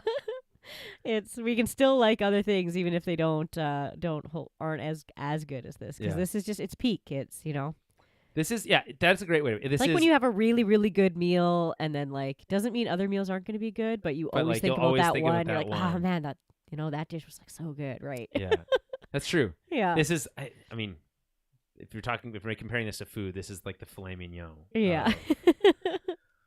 Of Star Wars stuff. So yeah, this is great. They've been long episodes, so really appreciate everyone sticking Yeah. around, listening Yeah. through them. And yeah, we'll be back next week. It'll be a little bit later Yeah. as we just cover a movie, and it's actually might not be that different because it's a 3-hour movie. That's so. true. But it'll be fun to look back and compare this with that movie with what we're getting here. Yeah. And yeah, I just don't have anything else to say. Oh. I mean, I'm sure I do, but we've been podcasting for almost 2.5 hours, so it's just a lot to take in. It's a really heavy. It's really sad. I'm just sad to see it over. Yeah. I'm excited about what the future holds for this franchise, and Me too. If they can learn something from this show, if this is truly a once-off miracle, or Yeah. if what we're getting next is informed by how powerful this was. Maybe they can just set a new standard, and that's a good thing. Yeah, and obviously movies are coming back, and this is a show. Yeah. But yeah. as they continue to do television, does this show inform them, or are they defiant in their desire to let this live on its own? Yeah. Which is, if that's the case, that's fine. We'll always have it, but we'll yeah, and we'll always have this amazing through line of the Bad Batch into Andor. To some degree, there's some crossover, but not really much. Into Rogue One, into A New Hope, into all of Star Wars. So it's it's just thematically pure in that way, and it warms my belly just to think about how it all fits together so neatly, like a Lego Neat block. and tidy. Yeah. All right. On that note, we will leave it there. We'll be back next week with that bonus episode, but until then, as was so beautifully said by Senator Bail Organa, may the Force be with you.